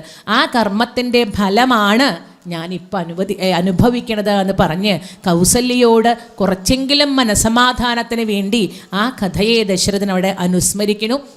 ദശരഥൻ എന്ന പേര് തന്നെ എന്താണ്? 10 ദിക്കിലേക്കും രഥത്തെ നയിച്ചുകൊണ്ട് യുദ്ധസാമർത്ഥ്യത്തെ പ്രകടിപ്പിച്ചത് കൊണ്ടാണ് അല്ലേ ശരഭംഗൻ പറയുന്നത് അല്ലേ. അപ്പം ആ ശംഭരാസുരനുമായിട്ടുള്ള യുദ്ധത്തിൽ ഇതാ 10 ദിക്കിലേക്കും രഥത്തെ നയിച്ചുകൊണ്ടാണ് ദശരഥൻ എന്ന ആ നാമത്തിനെ സ്വീകരിക്കുന്നത്. നേമിയാണ് ശരിക്കുള്ള നാമം. പിന്നീട് അദ്ദേഹത്തിന് ശരിക്കും പറഞ്ഞാൽ ഈ ശസ്ത്ര പ്രയോഗങ്ങളിൽ വളരെ സാമർഥ്യമുണ്ട്. എന്താ പ്രത്യേകത? ശബ്ദം കേൾക്കുന്ന ദിക്കിലേക്ക് നോക്കി. നമുക്കൊക്കെ ഒരു അസ്ത്രം എയ്യണമെങ്കിൽ നമ്മൾ ചിലപ്പോൾ പോവാറുണ്ട് അല്ലേ. അവിടെ നോക്കി എഴുതുമ്പോൾ ആ ഭാഗമല്ലാത്ത ഭാഗത്തൊക്കെ നമ്മളിത് കൊണ്ടേ എറിയും ചിലപ്പോൾ വേണമെങ്കിൽ. കാരണം നമുക്കൊരു ലക്ഷ്യബോധം തരം പോലെ കിട്ടില്ല. അതിങ്ങനെ നിന്നിട്ട് ഈ ഒരു ഇത്ര ദൂരത്ത് നിന്നിട്ട് തന്നെ നമ്മൾ അസ്ത്രത്തിനെ അവിടേക്ക് വിടുകയാണെങ്കിൽ മിക്കവാറും അതിൽ തറക്കില്ല. പക്ഷെ ഇവിടെ ദശരഥനുള്ള പ്രാവീണ്യം എന്താണെന്നറിയോ? ശബ്ദം കേട്ട ദിക്കിലേക്ക് ആ ശബ്ദത്തിനനുസരിച്ച് അവിടേക്ക് അസ്ത്രത്തെ അയക്കാനുള്ള സാമർഥ്യമുണ്ടായിരുന്നു. അതുകൊണ്ടാണ് ശബ്ദവേദി എന്ന് പറയണത്. ശബ്ദത്തിനെ അനുസരിച്ച് അവിടേക്ക് അസ്ത്രം അയക്കാനുള്ള പ്രാവീണ്യം. ഒരിക്കൽ ദശരഥൻ രാത്രി നായാട്ടിനായിട്ട് പോവുകയാണ്. രാജാക്കന്മാർക്കുള്ള വിനോദമാണ് നായാട്ട്. മാത്രമല്ല രാജ്യത്തിനെ പല ഹിംസ്രജന്തുക്കളിൽ നിന്നും രക്ഷിക്കാനായിട്ട് ഇന്നുണ്ട്. കടുവ, പുലി അങ്ങനെ ഇറങ്ങുന്നുണ്ടല്ലോ. അപ്പോൾ അതേ രീതിയിൽ വ്യാഘ്രങ്ങളിൽ നിന്ന് രക്ഷിക്കാനായിട്ട് രാജാവ് എന്ത് പഠിച്ചിരിക്കണം? ശരിക്കും അസ്ത്രശസ്ത്ര വിദ്യകൾ പഠിച്ചിരിക്കണം രാജ്യത്തെ സംരക്ഷിക്കാനുമായിട്ട്. അപ്പോൾ അദ്ദേഹം ഒരിക്കൽ നായാട്ടിനായിട്ട് പോകണു. നല്ല രാത്രി ആയിട്ടുണ്ട്, അർദ്ധരാത്രി തന്നെ എന്ന് പറയാം. ആ രാത്രിയിൽ അദ്ദേഹം കാനനത്തിലാണ് ഈ നായാട്ട്. അവിടെ നിന്ന് അദ്ദേഹത്തിന് ഈ ചെറിയൊരു ശബ്ദം കേൾക്കുന്നതായിട്ട് തോന്നുന്നു. വളരെ ശ്രദ്ധിച്ചപ്പോൾ ആ ശബ്ദം വെള്ളത്തിൽ നിന്നിങ്ങനെ ഇളകണ ഒരു ശബ്ദമായിട്ടാണ് തോന്നിയത്. അദ്ദേഹം മനസ്സുകൊണ്ട് വിചാരിച്ചു, ഇത് തുമ്പിക്കൈ കൊണ്ട് ആന വെള്ളമെടുക്കുകയാണ്. അപ്പോൾ ആ ആനയെ ലക്ഷ്യമാക്കി, ആ ശബ്ദത്തെ ലക്ഷ്യമാക്കി ദശരഥൻ ഒരു അസ്ത്രം അയക്കുന്നു. ആ അസ്ത്രം അയച്ച് അപ്പം തന്നെ അതിൻ്റെ ഫലമുണ്ട് അല്ലേ. അതിന് കാത്തു നിൽക്കുകയാണ് ദശരഥൻ. എന്നാൽ അവിടെ ഒരു മനുഷ്യൻ്റെ ദീനസ്വരമാണ് കേട്ടത്. അതോടുകൂടി ദശരഥന് പ്രയാസമായി. താൻ അബദ്ധത്തിൽ ആരെയാണ് അസ്ത്രമയച്ച് കൊന്നത് എന്നത് അത്ഭുതമായി അല്ലെങ്കിൽ പ്രയാസമാകണു. അങ്ങനെ ദശരഥൻ വേഗം തന്നെ ആ ശബ്ദം കേട്ട ദിക്കിലേക്ക് ചെല്ലുന്നു. അവിടെ ആ ഒരു മുനികുമാരനെയാണ് കാണുന്നത്. ആ മുനികുമാരൻ അസ്ത്രമേറ്റ് സങ്കടപ്പെട്ട് നിലവിളിക്കുന്നതായിട്ടാണ് കാണണത്. ഞാൻ മരിക്കുകയാണല്ലോ, എൻ്റെ അച്ഛനും അമ്മയ്ക്കും ഇനി ആരാണ് ഉണ്ടാവുക? കണ്ണ് കാണാൻ വയ്യാത്ത വൃദ്ധരായിട്ടുള്ള എൻ്റെ അച്ഛനെ ഇനി അമ്മയെയും ആരാണ് നോക്കുക? അവർക്ക് വെള്ളമെടുക്കാനായിട്ടാണല്ലോ ഞാൻ വന്നത്. ദാഹിച്ചു വലഞ്ഞ അവർക്ക് ഒരിത്തിരി വെള്ളം കൊടുക്കാൻ പോലും എനിക്ക് സാധിച്ചില്ലല്ലോ എന്ന് പറഞ്ഞ് കരയാണ് ഈ കുട്ടി. അവരടുത്തേക്ക് ദശരഥൻ വരണു. എന്നിട്ട് ഈ വിവരങ്ങളെ ചോദിച്ചറിയണു. ദശരഥൻ കുമ്പിട്ടുകൊണ്ട് നമസ്കരിച്ചുകൊണ്ട് പറയണു, ഞാനാണ് ആ അസ്ത്രമയച്ച മഹാപാപി, എന്നോട് പൊറുക്കണം, ഞാൻ വേണമെങ്കിൽ മരണത്തെ സ്വീകരിക്കാൻ തയ്യാറാണ് എന്ന് പറയണു. അവിടെ വെച്ച് ആ കുട്ടി പറയണു, അങ്ങേക്ക് എന്തായാലും ബ്രഹ്മഹത്യാപാപം ലഭിക്കില്ല. ഞാനൊരു വൈശ്യനാണ്. എൻ്റെ അച്ഛനും അമ്മയും വളരെയധികം പ്രായം ചെന്ന വൃദ്ധ ദമ്പതിമാരാണ്. അവരെ നോക്കാനായിട്ട് ഞാനേ ഉള്ളൂ. വാർദ്ധക്യത്തിന് പുറമേ 2 പേർക്കും ഇപ്പോൾ കണ്ണും കാണില്ല. അതുകൊണ്ട് വിശന്ന് ദാഹിച്ചിരിക്കുന്ന അവർക്ക് ഒരിത്തിരി വെള്ളം വേണമെന്ന് പറഞ്ഞപ്പോൾ ആ വെള്ളം കൊണ്ടുവരാനായിട്ട് ഞാൻ വന്നതാണ്. ഇനി ഈ വെള്ളം അവർക്ക് കൊണ്ടുപോയി കൊടുക്കൂ. എന്നിട്ട് ഇവിടെ നടന്ന വൃത്താന്തത്തെയും അവരെ പറഞ്ഞു കേൾപ്പിക്കൂ എന്ന് പറയാണ്. അങ്ങനെ ആ വൃത്താന്തത്തെ പറയണം, സത്യമേ പറയാവൂ. സത്യമല്ലാതെ എന്തെങ്കിലും പറഞ്ഞാൽ വളരെ താപസ ശക്തിയുള്ള ആളുകളാണ്, തപസ്സനുഷ്ഠിക്കുന്ന ആൾക്കാരാണ് അച്ഛനും അമ്മയും. അതുകൊണ്ട് തന്നെ അവരുടെ ദൃഷ്ടി പോലും ഒരു പക്ഷേ അങ്ങയെ ഭസ്മമാക്കി കളയും. അതുകൊണ്ട് ശ്രദ്ധിച്ച് പറയണേ എന്ന് പറഞ്ഞ് ഈ മുനികുമാരൻ പറയണു, എനിക്ക് വല്ലാത്ത വേദന, ഈ അമ്പേറ്റിട്ട് ആകെ വേദനിക്കണു. അതുകൊണ്ട് ഇതൊന്ന് ഊരിത്തരുമോ, എൻ്റെ ജീവനെ ഈ ശരീരത്തിൽ നിന്നൊന്ന് വേർപ്പെടുത്തി തരുമോ എന്ന് ചോദിക്കണം. അങ്ങനെ ദശരഥൻ ആ അമ്പ് വലിച്ച് ഊരുന്നു. അതോടുകൂടി ആ മുനികുമാരൻ മരിക്കുന്നു. ദശരഥൻ ഈ വെള്ളവുമായിട്ട് ഇതാ ഈ വൃദ്ധ ദമ്പതിമാരുടെ അടുത്തേക്ക് ചെല്ലുന്നു. അവിടെ ചെന്നിട്ട് പറയണു, ഞാൻ ഈ കാൽപ്പെരുമാറ്റം കേട്ടതും അവർക്ക് സന്തോഷമായി. അതുവരെ അവർ പറയണത് ദശരഥൻ കേൾക്കുന്നുണ്ട്, ഈ ഇടയായിട്ട് കുട്ടിക്ക് ശ്രദ്ധ കമ്മിയാണ് നമ്മളെ ശുശ്രൂഷിക്കുന്നതിൽ. പണ്ട് ഇങ്ങനെ ആയിരുന്നില്ല, നല്ല ഭക്തിയോടെ ശുശ്രൂഷിച്ചിരുന്നു. ഇപ്പം എത്ര നേരമായി വെള്ളം കിട്ടാൻ വേണ്ടി നമ്മൾ കാത്തിരിക്കുന്നു, ഇതുവരെയും അവൻ എത്തിയിട്ടില്ലല്ലോ, എന്താ പറ്റിയത് എന്നിങ്ങനെ ആലോചിച്ച് പറഞ്ഞുകൊണ്ടിരിക്കുമ്പോഴാണ് ദശരഥൻ വരണത്. കാൽപ്പെരുമാറ്റം കേട്ടപ്പോഴേക്കും സന്തോഷമായി. പക്ഷേ അപ്പം തന്നെ ദശരഥൻ പറയണു, ഞാൻ ദശരഥ മഹാരാജാവാണ്, അങ്ങേക്ക് വെള്ളം കൊണ്ടുവരാനായിട്ട് പോയിട്ടുള്ള അങ്ങയുടെ പുത്രൻ ഞാൻ അബദ്ധവശാൽ ആന വെള്ളമെടുക്കുകയാണെന്ന് വിചാരിച്ച് അസ്ത്രം അയക്കുകയും ആ അസ്ത്രം കൊണ്ട് ഇതാ വധിക്കപ്പെടുകയും ചെയ്തു. എന്നോട് പൊറുക്കണം എന്ന് പറഞ്ഞ് ആ വെള്ളം നൽകുകയാണ്. ഇത് കേട്ട ഈ താപസ ദമ്പതികൾ ഇതാ ദശരഥനോട് പറയണു, ഞങ്ങളെ എത്രയും വേഗം ആ കുട്ടിയുടെ അടുത്തേക്ക് എത്തും, ഞങ്ങൾക്ക് ആകെയുള്ള സന്താനമാണ്, അവൻ്റെ മൃതശരീരം ഒന്ന് ഞങ്ങൾ കാണട്ടെ എന്ന് പറയണം. കണ്ണ് കാണണില്ലെങ്കിലും സ്പർശിച്ചറിയാനായിട്ട്. അങ്ങനെ അവിടേക്ക് കൊണ്ടുപോകണു. കൊണ്ടുപോയി കഴിഞ്ഞ് ആ മകൻ്റെ ശരീരത്തെ തലോടിക്കൊണ്ട് അവർ കരയണു. ഇത് കണ്ടു നിൽക്കാനാവണില്ല ദശരഥന്. തനിക്ക് പറ്റിയ ഒരു അബദ്ധം, ഒരാളുടെ ജീവൻ അല്ലേ അപഹരിച്ചു. അതുകൊണ്ട് വിഷമിച്ചു നിൽക്കുകയാണ് ദശരഥൻ. എന്നിട്ട് ദശരഥനോട് പറയണു, ചെത കൂട്ടും, ഈ ചെതയിൽ ദാ കുട്ടിയെ ദഹിപ്പിക്കണം എന്ന് പറയണ. ആ ചിതയ്ക്ക് അഗ്നി അല്ലേ, അതുപോലെ വിറക് കൂട്ടി അഗ്നി ജ്വലിപ്പിക്കാനായിട്ട് പറയുന്നു. അങ്ങനെ ആ പുത്രശരീരത്തെ ആ ചിതയിലേക്ക് വെക്കുന്നു. ഒപ്പം തന്നെ ഈ പിതാവും അതുപോലെ തന്നെ മാതാവും രണ്ടുപേരും ആ ചിതയിലേക്ക് ദഗ്ധ്വ തങ്ങളുടെ ശരീരത്തെ ജ്വലിപ്പിക്കുകയാണ് ചെയ്തത്. അപ്പോൾ അവർ അതിന് തൊട്ട് മുമ്പേ ആയിട്ട് ഈ താപസശ്രേഷ്ഠൻ പറയുകയുണ്ടായി, ഞങ്ങൾ പുത്രദുഃഖത്താലാണ് മരിച്ചിരിക്കുന്നത്, അതുകൊണ്ട് നിനക്കും ദശരഥ പുത്രദുഃഖം കൊണ്ട് മരിക്കാൻ ഇടവരട്ടെ എന്ന് പറയുകയുണ്ടായി. താപസന്മാരുടെ വാക്ക് എങ്ങനെയാണ്, ശ്രേഷ്ഠമാണ്, അതുപോലെ ശാപമായിട്ട് ഫലിക്കും എന്നർത്ഥം. അതുകൊണ്ട് ഇതൊക്കെ അതിനുള്ളൊരു കാരണങ്ങൾ എന്നേ ഉള്ളൂ. ഞാൻ ചെയ്ത കർമ്മമാണ് എന്നെ കൊണ്ടിപ്പത് അനുഭവിക്കുന്നത്.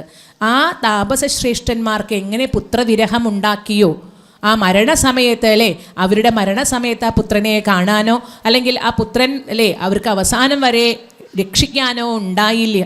ആ പുത്രദുഃഖം എന്താണെന്ന് അറിഞ്ഞുകൊണ്ടാണ് അവർ ജീവനെ വേർപെടിഞ്ഞത്.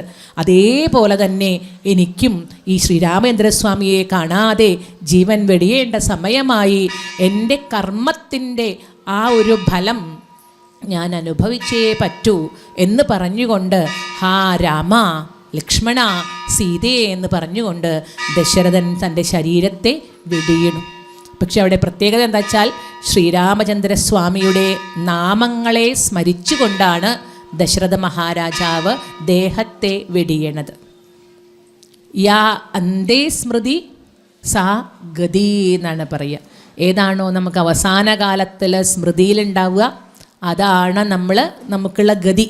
നമ്മളെന്തെങ്കിലും സുഖഭോഗങ്ങളെ ആലോചിച്ചിരിക്കുക, അത് കഴിക്കണം ഇത് കഴിക്കണം എന്നൊക്കെ പറഞ്ഞിട്ടാണ് മരിക്കണതെങ്കിൽ അത് കഴിക്കാനായിട്ടൊരു ജന്മത്തെ എടുക്കേണ്ടി വരും അല്ലേ. അപ്പം എന്താണോ നമ്മൾ ശരിക്കും സ്മരിക്കുന്നത്, ആ സ്മരിക്കണതാണ് നമ്മുടെ എന്താ അല്ലെ ആശ വെച്ചാണോ മരിക്കുന്നത്, ആ ആശയെ പൂർത്തീകരിക്കാനായിട്ടാണ് നമുക്ക് അടുത്ത ജന്മം എന്ന് പറയുക. അതുകൊണ്ടാണ് മോക്ഷം, ഈ മോഹത്തിനെയൊക്കെ ക്ഷയം വന്ന് നമുക്ക് ഇനി ജീവൻ വേണ്ട, ഭഗവാനെ അവിടുത്തെ ഭക്തി മാത്രം മതി, ഭഗവാൻ മാത്രം മതിയെന്ന് ചിന്തിച്ച് മരിക്കുമ്പോൾ നമുക്ക് എന്തുണ്ടാവണില്ല? പുനർജന്മം ഉണ്ടാവണില്ല. മറ്റത് പുനരഭിജനനം പുനരഭിമരണം എന്ന രീതിയിൽ ഈ ചക്രത്തിൽ കിടന്നിങ്ങനെ സംസാര ചക്രത്തിൽ ഓരോന്നായി ജനിച്ചു മരിച്ച് വീണ്ടും ജനിച്ചു മരിച്ച് അങ്ങനെ അനസ്യൂതം നമ്മൾ ഈ കർമ്മപാശത്തിൽ പെടുകയാണ്. ഇവിടെ രാമശബ്ദം കൊണ്ട് മരിച്ചതുകൊണ്ട് തന്നെ രാമശബ്ദത്തിൻ്റെ പ്രത്യേകത എന്താ? താരകമന്ത്രം എന്നാണ് രാമശബ്ദത്തെ പറയുക. കാശിയിലെ സാക്ഷാൽ വിശ്വനാഥൻ എന്താണ് ചെയ്യണത്? അവിടെ മരിക്കുന്ന ആളുകളുടെ ചെവിയിൽ ഈ രാമമന്ത്രത്തിലെ ചൊല്ലിക്കൊടുക്കും അത്രേ. അതാണ് കാശിക്ക് ഇത്ര പുണ്യം. പഴയ ആളുകളൊക്കെ പണ്ട് കാലത്ത് മരിക്കാനായിട്ട് എവിടേക്ക് പോവും? കാശിയിലേക്ക് പോകുമ്പോൾ തിരിച്ചു വരില്ലേ? ഇന്നത്തെ പോലെ വിസിറ്റിന് പോണതല്ല. കാശിക്ക് പോവുകയാണെങ്കിൽ അത്ര പറയില്ല, അങ്ങനെയാണ്. പിന്നെ ഒരിക്കലും തിരിച്ചു വരൂല. ഇപ്പം അതല്ല, കാശിയൊക്കെ കണ്ടിട്ട് വരാം എന്നായി നമ്മളൊക്കെ അല്ലേ. അപ്പോൾ ആ രീതിയിൽ അവിടെ ശരിക്കും സാക്ഷാൽ മഹാദേവൻ എന്നും ജപിച്ചുകൊണ്ടിരിക്കുന്ന നാമമാണ് ഏത്? ദാ ഈ രാമനാമം. മഹാദേവൻ്റെ മന്ത്രമാണ് രാമനാമം. സീതാദേവി ചോദിക്കണത് തന്നെ അതാണ്. തുടങ്ങണത് അങ്ങനെയല്ലേ? ഉമാമഹേശ്വര സംവാദമായിട്ടല്ലേ രാമായണം തുടങ്ങണത്. അതിൽ പറയുന്നുണ്ട്, അങ്ങ് സദാ ധ്യാനിച്ചിരിക്കുന്ന ആ രാമചന്ദ്രൻ്റെ ആ രാമതത്വത്തെ എനിക്കൊന്ന് കേൾക്കണം. അനവധി കാര്യങ്ങൾ ഞാൻ കേട്ടിട്ടുണ്ട്. മോക്ഷങ്ങൾ അല്ലെ, മോക്ഷധർമ്മങ്ങൾ, അങ്ങനെയുള്ള എല്ലാ കാര്യങ്ങളെക്കുറിച്ചും അങ്ങ് എനിക്ക് പറഞ്ഞു തന്നിട്ടുണ്ട്. എന്നാൽ ആ ശ്രീരാമദേവൻ്റെ തത്വത്തെ എനിക്കൊന്ന് ഉപദേശിക്കുമോ എന്നാ ചോദിക്കുന്നത്. രാമതത്വമാണ്. രാമൻ എന്താണ് യഥാർത്ഥത്തിൽ? രാമകഥയേക്കാൾ കൂടുതൽ രാമതത്വത്തെ എനിക്കൊന്ന് ഉപദേശിക്കൂ എന്ന് പറയുകയാണ്. അപ്പോൾ ദാ സാക്ഷാൽ ആ മഹാദേവൻ പോലും പറയുന്നു, ഈ രാമതത്വത്തെ ഉപദേശിക്കാൻ അതിനാത്രം പ്രാപ്തി എനിക്കില്ല. അതുകൊണ്ട് ഞാൻ എന്ത് ചെയ്യാം? ശ്രീരാമചന്ദ്രസ്വാമിയും അതുപോലെ സീതാദേവിയും ഹനുമാനായിക്കൊണ്ട് ഈ രാമതത്വത്തെ ഉപദേശിച്ചിട്ടുണ്ട്. അതിനെ ഞാൻ നിനക്ക് പറഞ്ഞു തരാം. പഴയ കാലങ്ങളിൽ അങ്ങനെയാണ്. ഒരിക്കലും എന്ത് പറയില്ല, അതാണോ, അതൊക്കെയറിയാം, ഞാൻ പറഞ്ഞു തരാം. അങ്ങനെ ഒരു ഭാവം പറഞ്ഞു കൊടുക്കുന്ന ആളുകൾക്ക് ഉണ്ടാവില്ല. അവരെന്താണ് ചെയ്യുക? ഒന്നിൻ്റെയും കർത്തൃത്വം നമുക്ക് സാധാരണഗതിയിൽ നമ്മുടെ മനസ്സിൽ നേരെ തിരിച്ചാണ്. ചിലപ്പോൾ ഇപ്പോൾ ഇഷ്ടംപോലെ കവികളാണ്, എവിടെ നോക്കിയാലും കവികളാണ്. നമുക്ക് ഈ മീഡിയ വന്ന ശേഷം അല്ലേ, ഓൺലൈനൊക്കെ ആയിട്ടുള്ള മീഡിയ വന്ന ശേഷം എന്ത് കുത്തിക്കുറിച്ചാലും അത് കവിതയാണ്. ആകെ 4 വരി കവിതയേ ഉണ്ടാവുള്ളൂ. അതിനേക്കാൾ വലിയ അക്ഷരത്തിൽ നമ്മുടെ പേരിങ്ങനെ എഴുതി വെക്കും. എന്നിട്ട് നമുക്കന്നെ ഒരു സന്തോഷമാണ്, ഹായ് എന്താ രസം അല്ലേ എൻ്റെ കവിത. അപ്പോൾ എന്താണ് അതിൽ ആസ്വദിക്കുന്നത്? നമ്മൾ നോക്കൂ, നമ്മുടേതായിട്ടുള്ള ഒരു ചെറിയ കോൺട്രിബ്യൂഷൻ. ഇനി വേണ്ട, എന്തെങ്കിലും ഒരു ദാനം ചെയ്യുകയാണെങ്കിൽ നമ്മൾ ആ ദാനം ചെയ്യണത് ഫോട്ടോ പിടിച്ച് എല്ലായിടത്തും പ്രദർശിപ്പിക്കും. എന്തിനാണ്? ഞാൻ വളരെ ദാനം ചെയ്യുന്ന ആളാ, 4 ആൾ അറിയട്ടെ. അവിടെ ദാനത്തിനേക്കാൾ പ്രകൃതം നമുക്ക് എന്താണ്? അത് എല്ലാവരെയും അറിയിക്കണം. ചെറിയൊരു ഗുണമുണ്ട്, ഇല്ലാതെ ഇല്ല. നല്ല പ്രധാനപ്പെട്ട ആളുകളൊക്കെ ദാനം ചെയ്യുമ്പോൾ മറ്റുള്ളവർക്കും തോന്നും നമുക്കിത് ചെയ്താലോ, അങ്ങനൊരു ഗുണമുണ്ട്. എന്നാലും അത് ശരിയല്ല. പഴയ കാലത്ത് എന്താ ചെയ്യേണ്ടത് എന്നർത്ഥം? എഴുതിയ വലിയ വലിയ ഗ്രന്ഥങ്ങളൊക്കെ ചിലപ്പോൾ അജ്ഞാതകർത്തൃകം എന്ന് പറയുന്നുണ്ടാവും. എന്ത് അജ്ഞാതകർത്തൃകം? അനോണിമസ് ആണ്. ഓതർ ആരാ? അതിൻ്റെ ഓതർ ആരാന്ന് വെച്ചാൽ പേരുണ്ടാവില്ല, അനോണിമസ് ഓതറാണ്. അപ്പം അത്രയും നല്ലത് എഴുതിയിട്ട് പോലും അത് ആരെഴുതി ഇപ്പോഴും നമുക്ക് ചിലത് അറിയില്ല. പൂന്താനമാണോ ആരാണോ എഴുതിയത്, നമ്മളിങ്ങനെ ആ കാലവും ഒക്കെ ഗണിച്ചിട്ട് സാദൃശ്യവും ശൈലിയും ഒക്കെ ഗണിച്ചിട്ട് ഇന്നതാവാമെന്ന് വിചാരിക്കുന്നുണ്ട്. അപ്പം അതിൻ്റെ ഒന്നും കർത്തൃത്വം ഏറ്റെടുക്കാറില്ല. അതുകൊണ്ടാണ് മഹാദേവന് അറിയാത്ത വിദ്യയുണ്ടോ? ദക്ഷിണാമൂർത്തി സ്വരൂപം എന്താണ്? ശരിക്ക് വിദ്യാഗുരുവാണ് ആര്? മഹാദേവൻ അല്ലേ? ആ മഹാദേവന് രാമതത്വത്തെ അറിയാതിരിക്കോ? എന്നാലും ആ തത്വം അറിയുന്നത് വിദ്യ എന്ന് പറഞ്ഞാൽ തന്നെ അതാണ് വിദ്യാദദാതി വിനയം എന്നാണ് പറയുക. യഥാർത്ഥ വിദ്യ എന്താണ്? അത് വിനയമാണ്. ആ വിനയത്തിൽ കണ്ടറിയാം ഇയാൾക്ക് കുറച്ച് അറിവുണ്ട്. ആ വിനയം കാണിക്കുന്നത് കണ്ടറിയാം നമുക്ക് ഇയാളിൽ നിന്ന് നമുക്ക് എന്തെങ്കിലും കിട്ടും. കാരണം എന്താ? അറിവുണ്ട്. ഈ രണ്ടാമത്തെ വിദ്യ എന്ന് പറഞ്ഞാൽ മുക്തയെ എന്നാണ് പറയുക. നമ്മളെ മോചിപ്പിക്കണതാണ്, ബന്ധിപ്പിക്കണതല്ല. ഈ വിദ്യ നേടിക്കഴിഞ്ഞാൽ നമ്മളെ വീണ്ടും വീണ്ടും ഇതിനോട് ഒട്ടിപ്പിച്ച് നമ്മളിൽ അഹങ്കാരം വരുത്തി ദേഹാഭിമാനം വരുത്തി വീണ്ടും സംസാരത്തിനോട് ഒട്ടി നിൽപ്പിക്കാനാണ് വിദ്യയെങ്കിൽ അത് അവിദ്യയാണ്. സംസാരനാശിനി വിദ്യയും സംസാരകാരിണി അല്ലേ? നമ്മൾ കണ്ടിട്ടുണ്ടാവും അല്ലേ? സംസാരത്തെ നശിപ്പിക്കുന്നത് വിദ്യയാണ്, സംസാരത്തെ ഉണ്ടാക്കുന്നത് അവിദ്യയാണ്. സംസാരം എന്ന് പറഞ്ഞാൽ ഇത് തന്നെയാണ്, ഈ കാണുന്നതിനോടുള്ള നമ്മുടെ ഒട്ടൽ തന്നെയാണ്. അപ്പം സാക്ഷാൽ മഹാദേവൻ പറയുകയാണ്, ഞാൻ ഈ രാമതത്വത്തെ പറയാനായിട്ട് അല്ലേ എനിക്ക് അത്ര തന്നെ പറയാൻ കഴിയോ എന്നറിയില്ല എന്ന രൂപത്തിൽ എന്ത് ചെയ്യണു, സീതാദേവിയും ശ്രീരാമേന്ദ്രസ്വാമിയും ഹനുമാൻ ഉപദേശിച്ച ആ രാമഹൃദയത്തെ, ആ രാമതത്വത്തെ ഞാൻ പറഞ്ഞു തരാം എന്ന് പറഞ്ഞുകൊണ്ടാണ് ഈ രാമായണത്തെ പറയണത്. ഭാഗവതത്തിൽ നോക്കിയാലും അറിയാം, ഭാഗവതത്തിലെ ഓരോ സന്ദർഭങ്ങളിലും വിതുരമൈത്രേയ സംവാദം, വിതുരമൈത്രേയ സംവാദം, അല്ലെ വിതുരോദ്ധവ സംവാദം, അങ്ങനെയാണ് നമുക്ക് കാണുക. ഇതൊക്കെ കാണുന്നത് ശ്രീ ശുഖബ്രഹ്മം പരീക്ഷിത്തുമാണെങ്കിലും അതിൻ്റെ കൈവഴികളായിട്ട് പല പല സംവാദങ്ങളായിട്ടാണ്. ഞാൻ ആ കഥയെ പറയാമെന്ന് പറഞ്ഞുകൊണ്ടേ പറയുള്ളൂ, ഒരിക്കലും ഡയറക്റ്റായിട്ട് ഈ കാര്യങ്ങൾ പറയില്ല. അതാണ് വിദ്യയുടെ പ്രത്യേകത എന്ന് പറയാം. അപ്പോൾ ഇവിടെ ഏതായാലും ഈ ദശരഥൻ പറയണു, എൻ്റെ കർമ്മമാണ് എൻ്റെ ഇന്നത്തെ അവസ്ഥ. എൻ്റെ കർമ്മത്തിന് ഞാൻ ആരെയും പഴിക്കേണ്ട ആവശ്യമില്ല. രാമായണം അടിവരയിട്ട് പറയണത് അതാണ്. സുഖമുണ്ടോ ആ സുഖം എൻ്റെ കാരണം കൊണ്ടാണ്, ദുഃഖമുണ്ടോ ആ ദുഃഖം എൻ്റെ കാരണം കൊണ്ടാണ്. നമ്മൾ പലപ്പോഴും വിചാരിക്കുക എന്താണ്, വേറെ ഒരാളുടെ കാരണം കൊണ്ടാണ് നമുക്ക് എന്തുണ്ടായത്, ദുഃഖം ഉണ്ടായത്. സുഖം ഉണ്ടാവുമ്പോൾ അത്ര ആലോചിക്കാറില്ല, അതൊക്കെ ഞാൻ എൻ്റെ കേമത്തം തന്നെ ആലോചിക്കാറുള്ളൂ. ദുഃഖം വരുമ്പോൾ നമ്മൾ എന്താ പറയുക, ഇപ്പോൾ ചെറുതായി ഒന്നുമില്ല, നമ്മൾ നന്നായിട്ട് പുറപ്പെട്ട് ഇറങ്ങി അല്ലേ, പുറത്തേക്ക് ഇങ്ങോട്ട് വരികയായിരുന്നു, അപ്പോഴാണ് ആരോ വന്നത് അല്ലേ, ആരോ വന്നിട്ട് എന്നെ കണ്ടപ്പോൾ പറഞ്ഞു, ആ നന്നായിട്ടുണ്ടല്ലോ, നല്ല തടിച്ച് ഉഷാറായിട്ടുണ്ടല്ലോ എന്ന് പറഞ്ഞു അല്ലേ. അന്നങ്ങോട്ട് കടന്നത് 10 ദിവസം കഴിഞ്ഞിട്ടാണ് പിന്നെ എൻ്റെ പനി മാറിയത് എന്ന് പറയാറുണ്ട് അല്ലേ. അവരുടെ കണ്ണ് വെച്ചാലും പോരാ, ദൃഷ്ടിദോഷം അല്ലേ നമ്മൾ പറയാറുണ്ട് സാധാരണഗതിയിൽ. അപ്പോൾ ശരിക്കും പറഞ്ഞാൽ എൻ്റെ സുഖത്തിൻ്റെയും എൻ്റെ ദുഃഖത്തിൻ്റെയും ഒക്കെ കാരണം എൻ്റെ കർമ്മഫലമാണ്, എൻ്റെ കർമ്മം കൊണ്ട് മാത്രമാണ്. നമ്മൾ പലപ്പോഴും പറയും അന്ന് അയാൾ അല്ലെങ്കിൽ അവരങ്ങനെ ചെയ്തുകൊണ്ട് എൻ്റെ ദുഃഖം ഉണ്ടാക്കിയത് അയാളാണ്, ആ ദുഃഖത്തിൻ്റെ കാരണം അവരാണ് എന്ന് പറയുന്നു. കാരണം എന്താ, ശരിക്കും പറഞ്ഞാൽ സുഖമായാലും ദുഃഖമായാലും ബന്ധമായാലും മോക്ഷമായാലും അതുണ്ടാക്കുന്നത് ആരാണ്, മനസ്സാണ് അല്ലേ. മന ഏവ മനുഷ്യാണാം കാരണം ബന്ധമോക്ഷയോഹോ, ബന്ധമോക്ഷയോഹോ കാരണം മന ഏവ. ബന്ധമോക്ഷത്തിൻ്റെ കാരണം ഏതാണ്, മനസ്സാണ്. നമ്മുടെ മനസ്സാണ് അതിനെ സുഖമായിട്ട് സ്വീകരിക്കുന്നതും, നമ്മുടെ മനസ്സാണ് അതിനെ എന്തായിട്ട് സ്വീകരിക്കുന്നതും, ദുഃഖമായിട്ട് സ്വീകരിക്കുന്നതും. ഇപ്പോൾ ഉദാഹരണം പറയുകയാണെങ്കിൽ മരണം എല്ലാവർക്കും ദുഃഖമുണ്ടാക്കുന്നതാണ്. പക്ഷേ ആ മരണം ദുഃഖമുണ്ടാക്കുന്നതാണെങ്കിൽ നമുക്ക് എല്ലാവരുടെയും മരണത്തിൽ ദുഃഖമുണ്ടാകണം.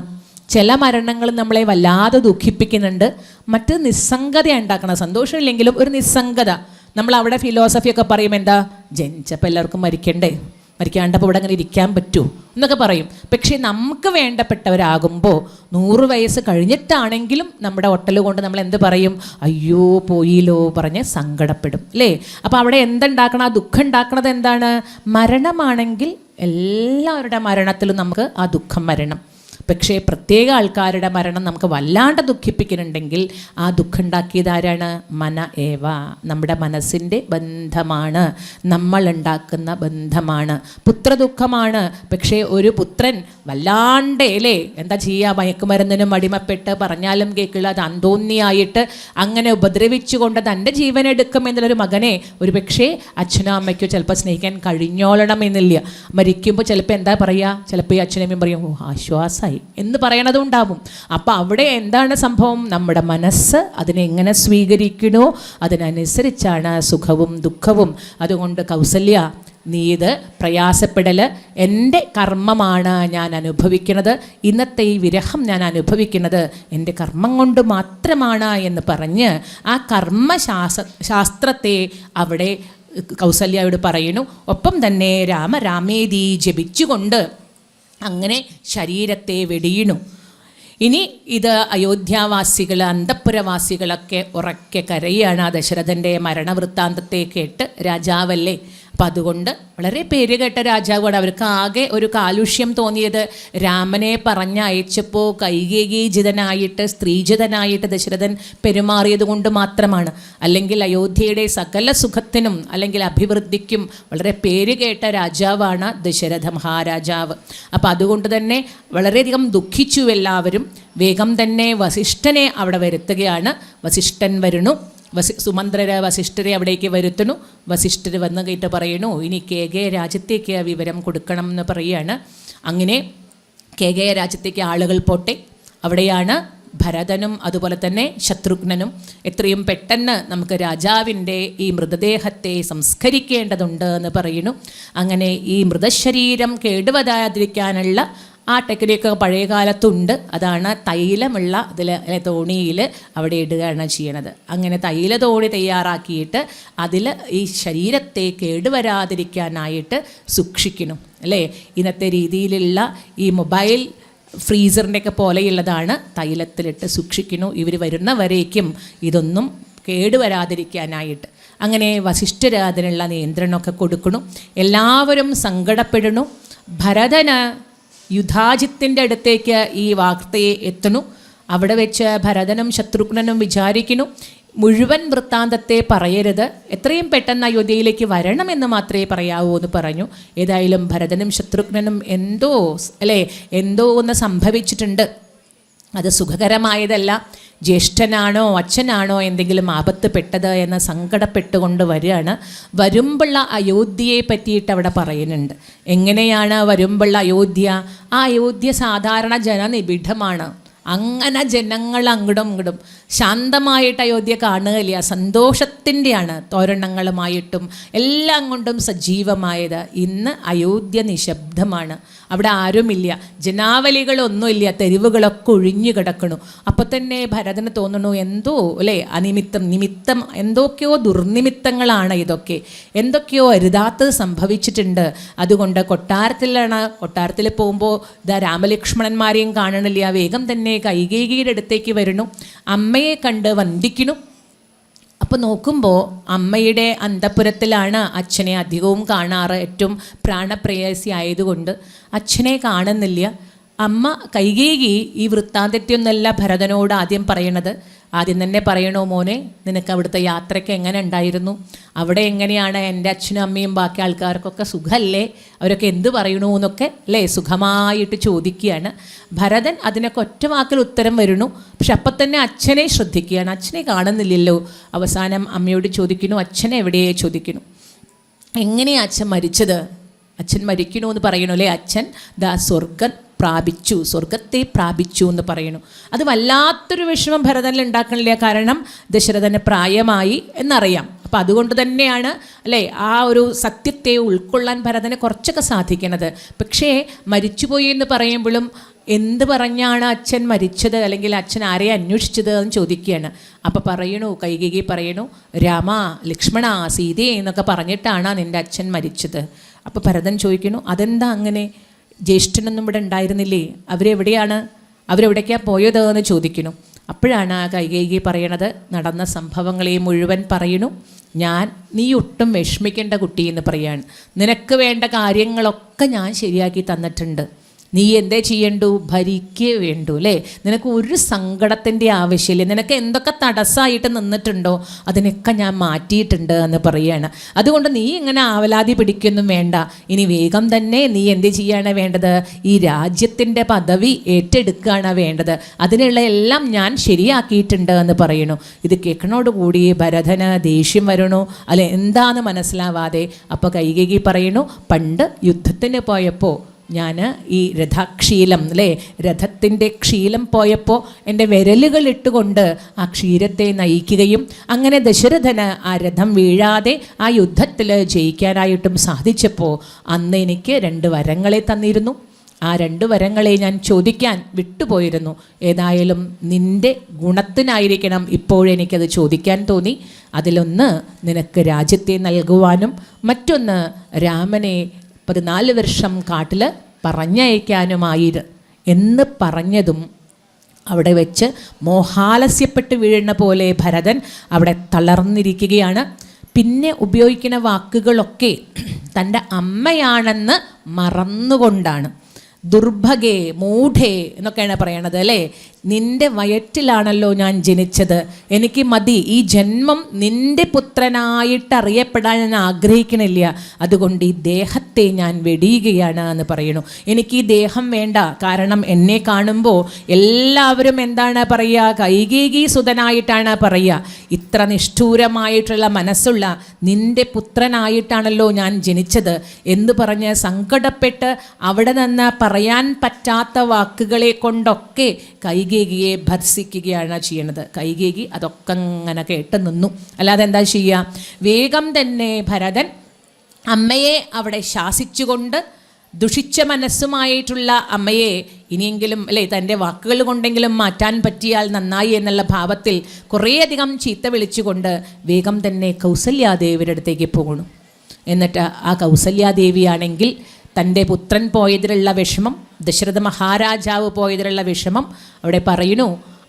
ശ്രീരാമചന്ദ്രസ്വാമി ഇവിടെ ഉണ്ടെങ്കിൽ ഇതൊന്നും ഇങ്ങനെ നടക്കില്ലായിരുന്നു, പുത്രദുഃഖം കൊണ്ടാണ് ഇതാ അച്ഛൻ പോയത് എന്ന് പറയുന്നു. വേഗം തന്നെ ഭരതൻ ആ കാലുകളിൽ വീണ് നമസ്കരിക്കുന്നു. നമസ്കരിച്ചിട്ട് പറയുന്നു, അമ്മേ, ഞാൻ ഇതൊന്നും അറിഞ്ഞതല്ല, എനിക്ക് ഇതിൽ യാതൊരുവിധ പങ്കുമില്ല അല്ലേ, ഞാനൊന്നും അറിഞ്ഞിട്ടല്ല, മനസ്സാ വാചാ കർമ്മണ ഇതിലൊന്നും എനിക്ക് യാതൊരു തരത്തിലുള്ള പങ്കുമില്ല അമ്മേ.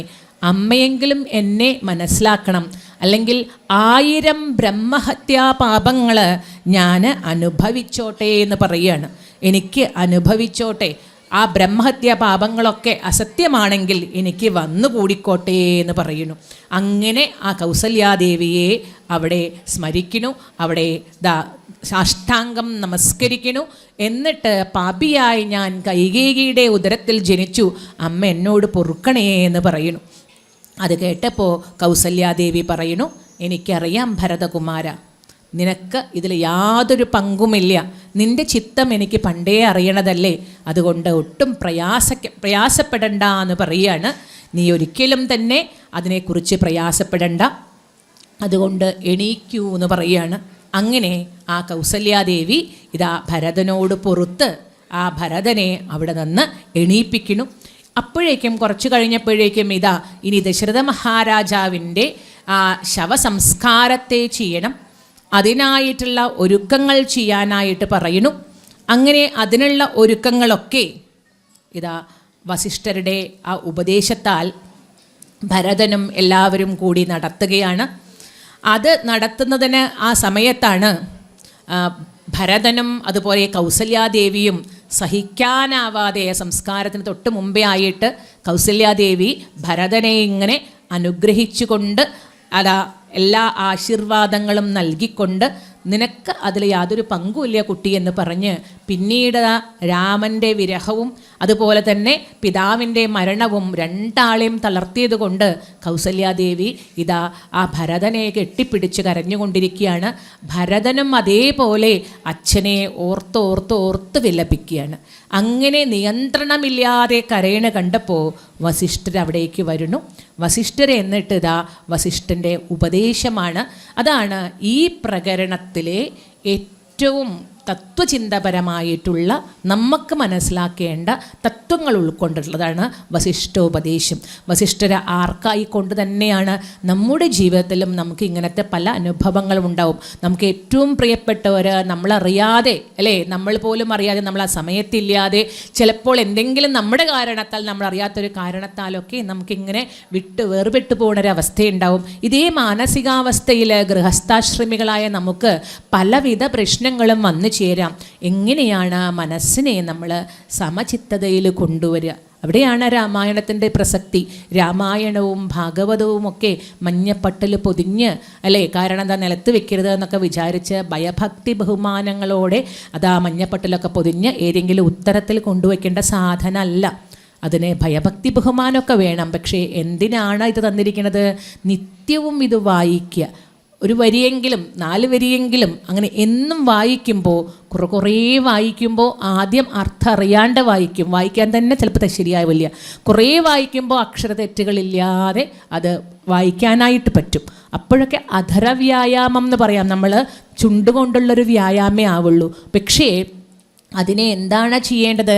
അനുഷ്ഠിക്കുകയാണ് വേണ്ടത്. ആ തത്വങ്ങളെ ജീവിതത്തിൽ അനുഷ്ഠിക്കുമ്പോഴേ നമ്മൾ ആ രാമായണ പാരായണം കൊണ്ട് അർത്ഥമുള്ളൂ. രോദനം കണ്ടരുൾ ചെയ്തു വസിഷ്ഠനും ഖേദം മതി കേളിതു കേവലം വൃദ്ധൻ ദശരഥനായ രാജാധിപൻ സത്യപരാക്രമൻ വിജ്ഞാനവീര്യവാൻ മർത്യസുഖങ്ങളാം രാജഭോഗങ്ങളും ഭുക്ത്വാ യഥാവിധി യജ്ഞങ്ങളും ബഹുകൃത്വാ ബഹുധനദക്ഷിണയും മുദാ ദത്വാ ത്രിവിഷ്ടഭം ഗത്വാ യഥാ സുഖം ലബ്ധ്വാ പുരന്ദരാർദ്ധാസനം ദുർലഭം വൃത്രാരിമുഖ്യ ത്രിദശൗഘവന്ദ്യനായി ആനന്ദമോടിരിക്കും ഇതെന്തു നീ യാനനം താഴ്ത്തി നേത്രാമ്പു തൂകിയിടുന്നു. വസിഷ്ഠൻ ചോദിക്കുന്നു, ഭരതകുമാര, നീ എന്തിനാ നേത്രാമ്പു തൂകിയിടണത്? നീ എന്തിനെങ്ങനെ കണ്ണീർ വാർക്കണത്? എന്തിനാ നീ ഖേദിക്കണ? കാരണം നിന്റെ അച്ഛന് വൃദ്ധനായി കഴിഞ്ഞിരുന്നു. ദശരഥൻ വൃദ്ധനായി. ജനിച്ചാൽ നമുക്ക് എന്ത് ചെയ്യണം? മരിക്കണം. വാർദ്ധക്യ അവസ്ഥയെ പ്രാപിച്ചിട്ടുണ്ട്. ഇനി രാജാവാണെങ്കിൽ സത്യപരാക്രമനാണ്, വിജ്ഞാന വീര്യനാണ്. ഈ മർത്യസുഖങ്ങളെ, ഭോഗസുഖങ്ങളെയൊക്കെ ആവോളം അനുഭവിച്ചിട്ടാണ് ജീവിതത്തിൽ നിന്ന് പോകണത്. ഭുങ്ക്ത്വ അല്ലേ, ഭുക്ത്വ പറഞ്ഞാൽ അനുഭവിച്ചിട്ട്. പിന്നെ യജ്ഞങ്ങൾ അനവധി നടത്തിയിട്ടുണ്ട്. ദക്ഷിണയൊക്കെ നൽകി ആളുകളെ അല്ലേ ഇഷ്ടം പോലെ ദാനധർമാദികൾ ചെയ്തിട്ടുണ്ട്. അതുകൊണ്ട് തന്നെ ഈ ശരീരത്തിനാണ് ദശരഥന്, ഈ ശരീരത്തിന് വേർപ്പെട്ടിട്ടുള്ളൂ. എന്നാൽ ദശരഥൻ എവിടെ എത്തിയിട്ടുണ്ട് എന്നർത്ഥം? ത്രിവിഷ്ടഭം ഗത്വ, ആ സ്വർഗത്തെ പ്രാപിച്ചിട്ടുണ്ട്. അവിടെ ഇതാ പുരന്ദരാർദ്ധാസനം അല്ലേ, ഇന്ദ്രാദിദേവകളുടെ ലോകമായിട്ടുള്ള ആ സ്വർലോകത്തെ ദശരഥൻ പ്രാപിച്ചു കഴിഞ്ഞിട്ടുണ്ട്. ഇതിനേക്കാൾ ശ്രേഷ്ഠമായ സ്വർലോകത്തിരിക്കുന്ന ദശരഥനെ കുറിച്ച് നീ ഇവിടെ ഇരുന്ന് എന്ത് ചെയ്യണം? വ്യാകുലപ്പെടണത് എന്തിനാന്ന് ചോദിക്കുന്നു. എന്നിട്ട് പറയണു, ആനന്ദത്തോടെ അവിടെ വസിക്കുകയാണ് എന്ന് പറയണു. ശുദ്ധനാത്മാ ജന്മനാശാദിവർജിതൻ നിത്യൻ നിരുപമൻ അവ്യയൻ അദ്വയൻ സത്യസ്വരൂപൻ സകല ജഗന്മയൻ മൃത്യുജന്മാദിഹീനൻ ജഗൽ കാരണൻ ദേഹമത്യർത്ഥം ജഡം ക്ഷണഭംഗുരം മോഹൈക കാരണം മുക്രീവിരോധകം ശുദ്ധിവിഹീനം പവിത്രമല്ലൊട്ടുമേ ചിത്തേ വിചാരിച്ചു കണ്ടാലൊരിക്കലും ദുഃഖിപ്പതിനവകാശമില്ലേതുമേ ദുഃഖേന കിം ഫലം മൃത്യുവശാൽമനാം താതനെന്നാകിലും പുത്രനെന്നാകിലും പ്രേതരായാൽ അധിമൂഢരായാലുള്ളവർ മാറത്തലച്ചു തൊഴിച്ചു മുറവിളിച്ചേറെ തളർന്നു മോഹിച്ചു വീണിടുവോർ നിസ്സാരമെത്രയും സംസാരമോർക്കിലോ സത്സംഗമൊന്നേ ശുഭകരമായുള്ളൂ. നമ്മുടെ ഈ സംസാരം എന്ന് പറയണത് വളരെ നിസ്സാരമാണ്, സാരമുള്ളതല്ല. സത്സംഗം മാത്രമാണ് ഈ സംസാരത്തിൽ സാരമുണ്ടായിട്ടുണ്ടാവുള്ളൂ.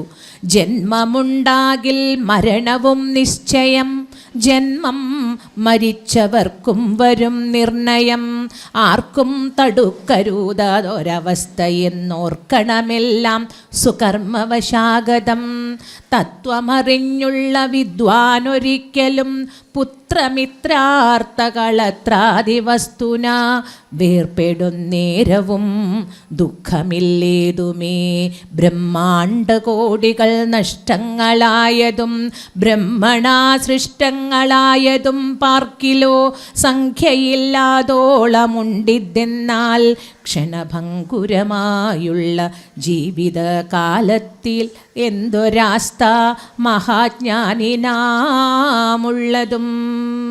ജാതസ്യ ഹി ധ്രുവോ മൃത്യം ധ്രുവം ജന്മമൃതസ്യ ജ അല്ലേ, ജാതസ്യ ഹി ധ്രുവോ മൃത്യു, മൃത്യു ജനിച്ചുവോ, ജാതസ്യ ഹി ജനിച്ചുവോ, ധ്രുവം മൃത്യു നിശ്ചയമാണ് മൃത്യു. ധ്രുവം ജന്മമൃതസ്യ ച, ഇനി മരിച്ചോ അയാൾക്ക് എന്തുണ്ടായിരിക്കും? മോക്ഷം കിട്ടിയിട്ടില്ലെങ്കിൽ എന്ത് തന്നെയുണ്ട്? പുനർജന്മമുണ്ട്. ജനനം മരണം ഇത് നിശ്ചയമായിട്ടുള്ള കാര്യമാണ്. ജീവിതത്തിൽ ഒന്നിന് മാത്രം നിശ്ചയമുണ്ട് അല്ലേ, ഞാൻ ഇതേപോലെ ഉണ്ടാവുമോ, എനിക്ക് ഇതൊക്കെ സാധിക്കുമോ, ഞാൻ അങ്ങനെയാവോ ഇങ്ങനെയാവോ, ഇതൊന്നും നമുക്ക് അറിയില്ല. പക്ഷെ ഒരു കാര്യം ഉറപ്പാണ്, ഞാൻ ജനിച്ചിട്ടുണ്ടോ എനിക്ക് ഉറപ്പിച്ച് പറയാൻ പറ്റുന്ന ഒരു കാര്യമല്ലോ, എന്താണ്? ഞാൻ മരിക്കും, അത് തീർച്ചയാണ്. അതിനൊരു വ്യത്യാസവുമില്ല. അതാണ് ജാതസ്യ ഹി ധ്രുവോ മൃത്യു ധ്രുവം ജന്മമൃതസ്യ ച തസ്മാദ് അപരിഹാര്യാർത്ഥേ ന നാത്വം ശോചിതുമർഹസി, നീ ശോചിക്കേണ്ട കാര്യമില്ല എന്ന് ഭഗവാൻ ഭഗവത്ഗീതയിൽ പറയുന്ന അതേ തത്വമാണ് ജന്മമുണ്ടാകിൽ മരണവും നിശ്ചയം, ജന്മം മരിച്ചവർക്കും വരും നിർണയം. ഇത് രണ്ടും നമുക്ക് തടുക്കാനാവാത്ത അവസ്ഥയാണ്. എന്നിട്ട് ഉദാഹരണം പറയണു. എന്താ പറയണത്? ഈ ബ്രഹ്മാണ്ട കോടികളെ വെച്ച് നോക്കുമ്പോൾ ഈ മനുഷ്യ ജന്മമൊക്കെ എത്ര നിസ്സാര. നമ്മൾ ഈ ബ്രഹ്മാണ്ടം വെച്ച് നോക്കുമ്പോൾ ഒരു മനുഷ്യൻ എത്ര നിസ്സാരക്കാരനാ. ഈ ബ്രഹ്മാണ്ട കോടികൾ ഇവിടെ ഉണ്ടോ? അതൊക്കെ മറഞ്ഞില്ലേ? എന്തിനു പറയണോ? ഇതുവരെ അവതാരമെടുത്ത ഈശ്വര സ്വരൂപങ്ങളടക്കം ഈ ഭൂമിയിൽ ഇപ്പോഴുണ്ടോ? ഇല്ല. അവതാരമെടുത്തോ ശരീരമെടുത്തോ അത് ഈശ്വരാംശമായാൽ പോലും, അല്ലെങ്കിൽ ഈശ്വരൻ തന്നെ പൂർണ്ണ അവതാരമായിട്ടുള്ളതാ. ശ്രീരാമചന്ദ്രസ്വാമിക്ക് ദേഹം ഉപേക്ഷിക്കേണ്ടി വന്നില്ലേ? ശ്രീകൃഷ്ണ പരബ്രഹ്മത്തിന് ദേഹത്തെ ഉപേക്ഷിക്കേണ്ടി വന്നില്ലേ? ജന്മമെടുത്തോ ശീര്യതേ ഇതി ശരീര, നശിക്കാനുള്ളതാണ് എന്ത്? ശരീരം. ശരീരം എന്ന വാക്കിൻ്റെ അർത്ഥം തന്നെ ശീര്യത്തെ ഇതി ശരീര എന്നാണ്. നശിച്ചു കൊണ്ടിരിക്കുന്നത് എന്നതുകൊണ്ട് മാത്രമാണ് അതിന് ശരീരം എന്ന് പറഞ്ഞത്.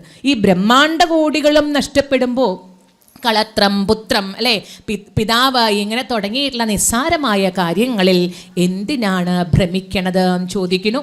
എന്നിട്ട് അവിടെ ഒരു ഉപമ പറയുന്നുണ്ട്. കമ്പിത പത്രാഗ്രലഗ്നാംബു ബിന്ദുവൽ സമ്പതിച്ചിടും ആയുസ്സതേ നശ്വരം. നശ്വരമാണ് നമ്മുടെ ആയുസ് എന്ന് പറയുന്നു. അതിനെ ഉപമിക്കുകയാണ്. എത്രത്തോളം നശ്വരമാണ്.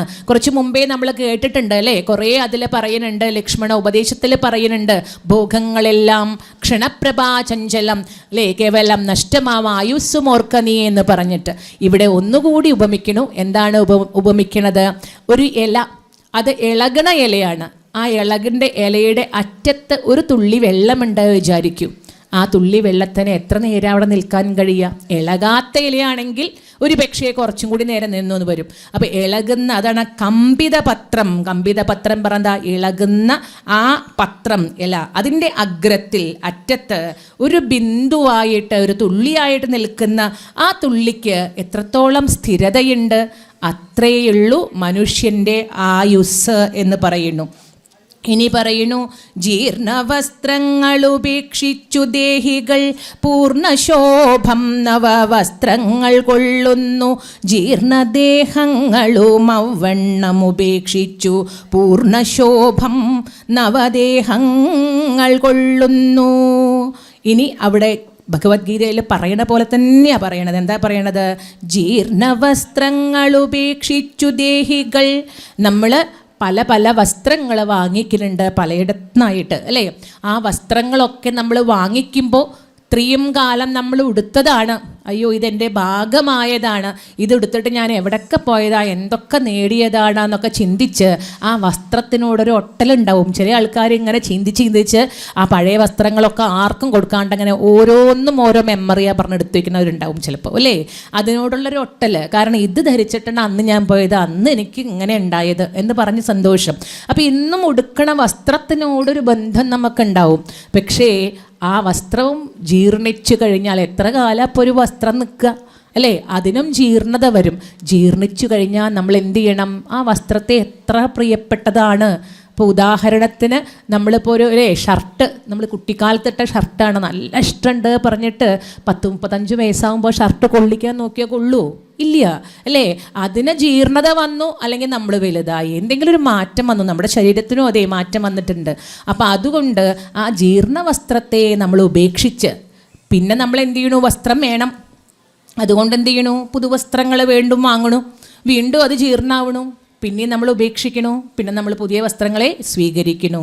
അതാണ് ജന്മം എന്ന് നിസാരമായ രീതിയിൽ പറയണു. എങ്ങനെയാ പറയണ നോക്കൂ അല്ലേ? വാസാംസി ജീർണാനി യഥാ വിഹായ നവാനി ഗൃണ്ണാനി നരോപരാണി തദാ ശരീരാണി വിഹായ ജീർണാൻ അന്യാനി സംയാതി നവാനി ദേഹി. എങ്ങനെയാണ് നമ്മൾ ചെയ്യണത്? വാസാംസി ജീർണാനി, വാസം എന്ന് പറഞ്ഞാൽ വസ്ത്രം, അത് ജീർണിക്കുമ്പോൾ വാസാംസി ജീർണാനി യഥാ വിഹായ, നമ്മൾ എങ്ങനെയാണോ ജീർണ വസ്ത്രങ്ങളെ ഉപേക്ഷിക്കുന്നത്, നവാനി ഗൃണ്ണാതി, ആ സ്ഥാനത്തേക്ക് നമ്മൾ എന്ത് ചെയ്യണു? പുതുതായിട്ടുള്ള വസ്ത്രങ്ങളെ നരോപരാണി എല്ലാവരും അങ്ങനെ സ്വീകരിക്കുന്നു. തഥാ ശരീരാണി, ഈ വസ്ത്രങ്ങളെ പോലെ തന്നെയാണ് ശരീരവും.